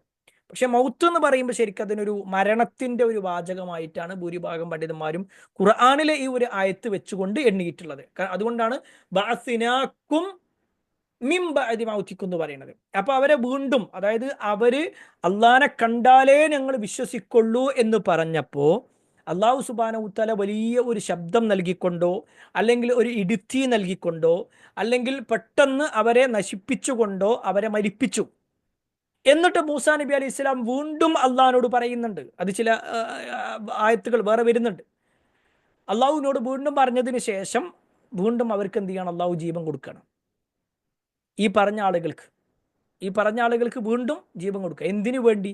ലഅല്ലക്കും തഷ്കുറൂൻ, നിങ്ങൾ നന്ദിയുള്ളവരാകാൻ വേണ്ടിയിട്ട്. അല്ലെ? അവര് എങ്ങനെയെങ്കിലും നന്ദിയുള്ളവരാവട്ടെ എന്നുള്ള നിലക്കാണ്. ഇവിടെ അള്ളാഹുവിൻ്റെ ഒരു പ്രത്യേകതയാണ്, ഏതൊരാളെയും മരിപ്പിക്കാനാവട്ടെ ജീവിപ്പിക്കാനാവട്ടെ കഴിവുള്ളവനാണ് അള്ളാഹ്. അതിപ്പോൾ ഒരാൾ ഇപ്പോഴാണ് മരിച്ചിട്ട് ഇപ്പം തന്നെ ജീവിക്കുക എന്ന് വെച്ച് കഴിഞ്ഞാൽ അള്ളാഹിനെ സംബന്ധിച്ചിടത്തോളം കഴിവുണ്ട്. കാരണം അള്ളാഹുവാണതെല്ലാം. അള്ളാഹുവാണ് ജീവിപ്പിക്കുന്നവൻ, അള്ളാഹുവാണ് മരിപ്പിക്കുന്നവൻ. ഒന്നുമില്ലായ്മയിൽ നിന്നും നമ്മളെ ജീവിപ്പിച്ചവൻ അള്ളാഹുവാണ്. എല്ലാം ഉള്ള നമ്മുടെ അവസ്ഥയിൽ നിന്ന് നമ്മളെ മരിപ്പിക്കുന്നതും അള്ളാഹുവാണ്. ഞാൻ ഇന്നെ തന്നെ മരിപ്പിക്കുമെന്ന് ഒരാൾക്കും തീരുമാനിക്കാൻ കഴിയൂല. ഞാൻ മറ്റൊരാളെ മരിപ്പിക്കുമെന്ന് പറയാൻ തീരുമാനിക്കാൻ കഴിയൂല. ഒക്കെ റബ്ബിന്റെ തീരുമാനത്തിന്റെ അടിസ്ഥാനത്തിൽ മാത്രമാണ്. മരിപ്പിക്കലാവട്ടെ ജീവിപ്പിക്കലാവട്ടെ അത് അള്ളാഹുവിൻ്റെ കഴിവിൽപ്പെട്ട കാര്യങ്ങളാണ്. നമുക്ക് എന്നാൽ ഈ ആയത്തിൽ പരാമർശിച്ച 7 കാര്യങ്ങളെക്കുറിച്ച് പെട്ടെന്നൊന്ന് പറഞ്ഞു പോകാം. അതിലൊന്ന്, ഇസ്രായേൽ മക്കളുടെ ധിക്കാരത്തിന്റെ ആഴം. എന്തെല്ലാം അനുഗ്രഹങ്ങൾ കിട്ടിയിട്ടും പിന്നെയും ധിക്കാരം കാണിച്ചു കൊണ്ടിരുന്ന ആളുകളാണ് അവർ. രണ്ടാമത്തത്, അള്ളാഹുവിന്റെ കൂടെ മറ്റുള്ളവരെ ആരാധിക്കുക എന്നുള്ളത് വലിയ ഒരു അക്രമമാണ്. വലിയ ഒരു ഗൗരവപ്പെട്ട വിഷയം ശിർക്കാണെന്ന് മാത്രമല്ല വലിയ ഒരു അക്രമമായിട്ടാണ് എന്നെ പറഞ്ഞത്. മൂന്നാമത്തത്, തിന്മ ചെയ്യുക എന്നത് സ്വന്തത്തോട് കാണിക്കുന്ന അക്രമമാണ്. ഒരാൾ തെറ്റ് ചെയ്യുമ്പോൾ അത് അള്ളാഹ്ക്കല്ല നഷ്ടം വരുത്തുന്നത്, അയാൾക്ക് തന്നെയാണെന്നുള്ള ബോധ്യപ്പെടൽ. നാലാമത്തത്, തെറ്റ് ബോധ്യപ്പെടുക എന്നത് പ്രബോധകന്റെ ബാധ്യതയാണ്. ബോധ്യപ്പെടുത്തുക എന്നത്, കാരണം അവര് ഇത് തെറ്റ് ചെയ്തപ്പോൾ അവരോട് പറഞ്ഞത് എന്താ? അംഫുസക്കും ബിത്തിഹാദിക്കുമുൽ അജിൽ, നിങ്ങൾ ഈ കാളക്കുട്ടിയെ ആരാധിച്ചത് കാരണത്താലാണ് എന്ത് ചെയ്തത്? നിങ്ങളുടെ സ്വന്തത്തോട് അക്രമം ചെയ്തിട്ടുള്ളത്. അതുകൊണ്ട് നിങ്ങൾ എന്ത് ചെയ്യണം? തൗബ ചെയ്യും വേണം, നിങ്ങളെ തന്നെ ഇല്ലാതാക്കും വേണം. വെറുതെ പോയിട്ട് എന്ത് ചെയ്യല്ല, അവരോട് പറയല്ല നിങ്ങൾ ചെയ്തത് ഇന്നതാണ് ഈ തെറ്റ്. അതെന്ത് ചെയ്യണം? അവരെ ബോധ്യപ്പെടുത്തണം, അത് തെറ്റാണ് എന്ന് ബോധ്യപ്പെടുത്തണം. അത് പ്രബോധകന്റെ ഒരു ബാധ്യതയാണ്. അഞ്ചാമത്തത്, ഷിർക്കിന്റെ വിഷയത്തിൽ ബനു ഇസ്രായേലും ഉമ്മത്ത് മുഹമ്മദും തമ്മിൽ വ്യത്യാസമുണ്ട്. കാരണം അവർ ഷിർക്ക് ചെയ്തപ്പോൾ അള്ളാഹു സുബ്ഹാനഹു വ തആല അവരോട് പറഞ്ഞത് അവരെ സ്വയം ഇല്ലാതാകാൻ വേണ്ടിയിട്ടാണ്. അവർ തൗബ ചെയ്താൽ, തൗബ സ്വീകരിക്കണമെങ്കിൽ ഇങ്ങനൊരു നിബന്ധന അള്ളാഹു വെച്ചിട്ടുണ്ടായിരുന്നു. അവരെന്ത് ചെയ്യണം? അവർ അങ്ങോട്ടും ഇങ്ങോട്ടും വെട്ടി ഇല്ലാതാവണം എന്നുള്ളത്. എന്നാൽ ഉമ്മത്ത് മുഹമ്മദിനെ സംബന്ധിച്ചിടത്തോളം അള്ളാഹു വലിയൊരു അനുഗ്രഹം തന്നിട്ടുള്ളത് എന്താണ്? അങ്ങനെ പരസ്പരം ഇല്ലാതാകേണ്ടതില്ല. അപ്പം നമ്മൾ കുറേ കാഴ്ചകൾ കണ്ടു അല്ലേ? അതൊക്കെ ഷിർക്കാണ്. ശരിക്ക് ബനു ഇസ്രായേലിൽപ്പെട്ട ആളുകളാണ് എങ്കിൽ ഇവർക്കൊക്കെ എന്ത് ചെയ്യണം എന്ന് വെച്ചാൽ കൊലപാതകമാണ്. അവരെ പരസ്പരം അങ്ങോട്ടും ഇങ്ങോട്ടും കൊല്ലുക എന്നുള്ളതാണ് അവർക്കുള്ള ശിക്ഷ വരിക. പക്ഷേ ഇവിടെ ഉമ്മത്ത് മുഹമ്മദിനെ സംബന്ധിച്ചിടത്തോളം തൗബ ചെയ്താൽ മതി. പക്ഷേ അത് സ്വീകരിച്ചിട്ടില്ലെങ്കിൽ നാളെ പരലോകത്ത് കഠിനമായ ശിക്ഷയുണ്ട്. വേറൊന്തും അള്ളാഹു സഹിക്കും, ക്ഷമിക്കും, പൊറുക്കും, വിട്ടുവീഴ്ച ചെയ്യും, കരുണ കാണിക്കും. പക്ഷേ ഷിർക്ക് ചെയ്താൽ ശിരിക്ക് ബില്ല ഫഖദ് ഹറമല്ലാഹു അലൈഹിൽ ജന്ന, അല്ലേ? ഷിർക്ക് ചെയ്താൽ നരകത്തിലാണ്, ഒരിക്കലും സ്വർഗത്തിൽ കടക്കില്ല. അള്ളാഹു സുബ്ഹാനഹു വ തആല ലാ യഗ്ഫിറു ദുനൂബ, അല്ലേ? ലാ യഗ്ഫിറു അൻ യുശ്റക ബിഹി വ യഗ്ഫിറു മാ ദൂന ദാലിക, അല്ലെ? അള്ളാഹു ഷിർക്ക് ചെയ്യുന്നത് ഒരിക്കലും പുറത്തു തരൂല. ബാക്കി എന്തും ചിലപ്പോൾ എന്ത് ചെയ്യും? അള്ളാഹു പുറത്തു തന്നത് വരാം. അത്രയും ഗൗരവമുണ്ടായിന്. ആറാമത്തേതാണ്, മരിപ്പിക്കാനും ജീവിപ്പിക്കാനും കഴിവുള്ളവനാണ് അള്ളാഹു എന്നുള്ളത്. അതേപോലെ തന്നെ ഏഴാമത്തെ, അള്ളാഹു തന്ന അനുഗ്രഹങ്ങൾക്ക് നന്ദി കാണിക്കൽ നിർബന്ധമാണ്. അത് ഒരിക്കലും എന്ത് ചെയ്യാൻ പാടില്ല, തള്ളിക്കളയേണ്ട ഒന്നല്ല. ഇത്രയും കാര്യങ്ങളാണ് നമ്മൾ ഈ ഒരു ആയത്തുകളിൽ പഠിച്ചത്. അള്ളാഹു സുബ്ഹാനഹു വ തആല ഈ ആയത്ത് മനസ്സിലാക്കി യഥാർത്ഥ ദീനനുസരിച്ചുകൊണ്ട് ജീവിക്കാനുള്ള തൗഫീക്ക് നമുക്കെല്ലാം നൽകുമാറാവട്ടെ. കുടുംബത്തോടൊപ്പം സ്വർഗത്തിലേക്ക് എത്തുന്ന മഹാഭാഗ്യവാന്മാരിൽ അള്ളാഹു നമ്മേവരും ഉൾപ്പെടുത്തുമാറാവട്ടെ. വആഖിറു ദഅവാനാ അൽഹംദുലില്ലാഹി റബ്ബിൽ ആലമീൻ. അസ്സലാമു അലൈക്കും വറഹ്മത്തുള്ളാഹി വബറകാതുഹു.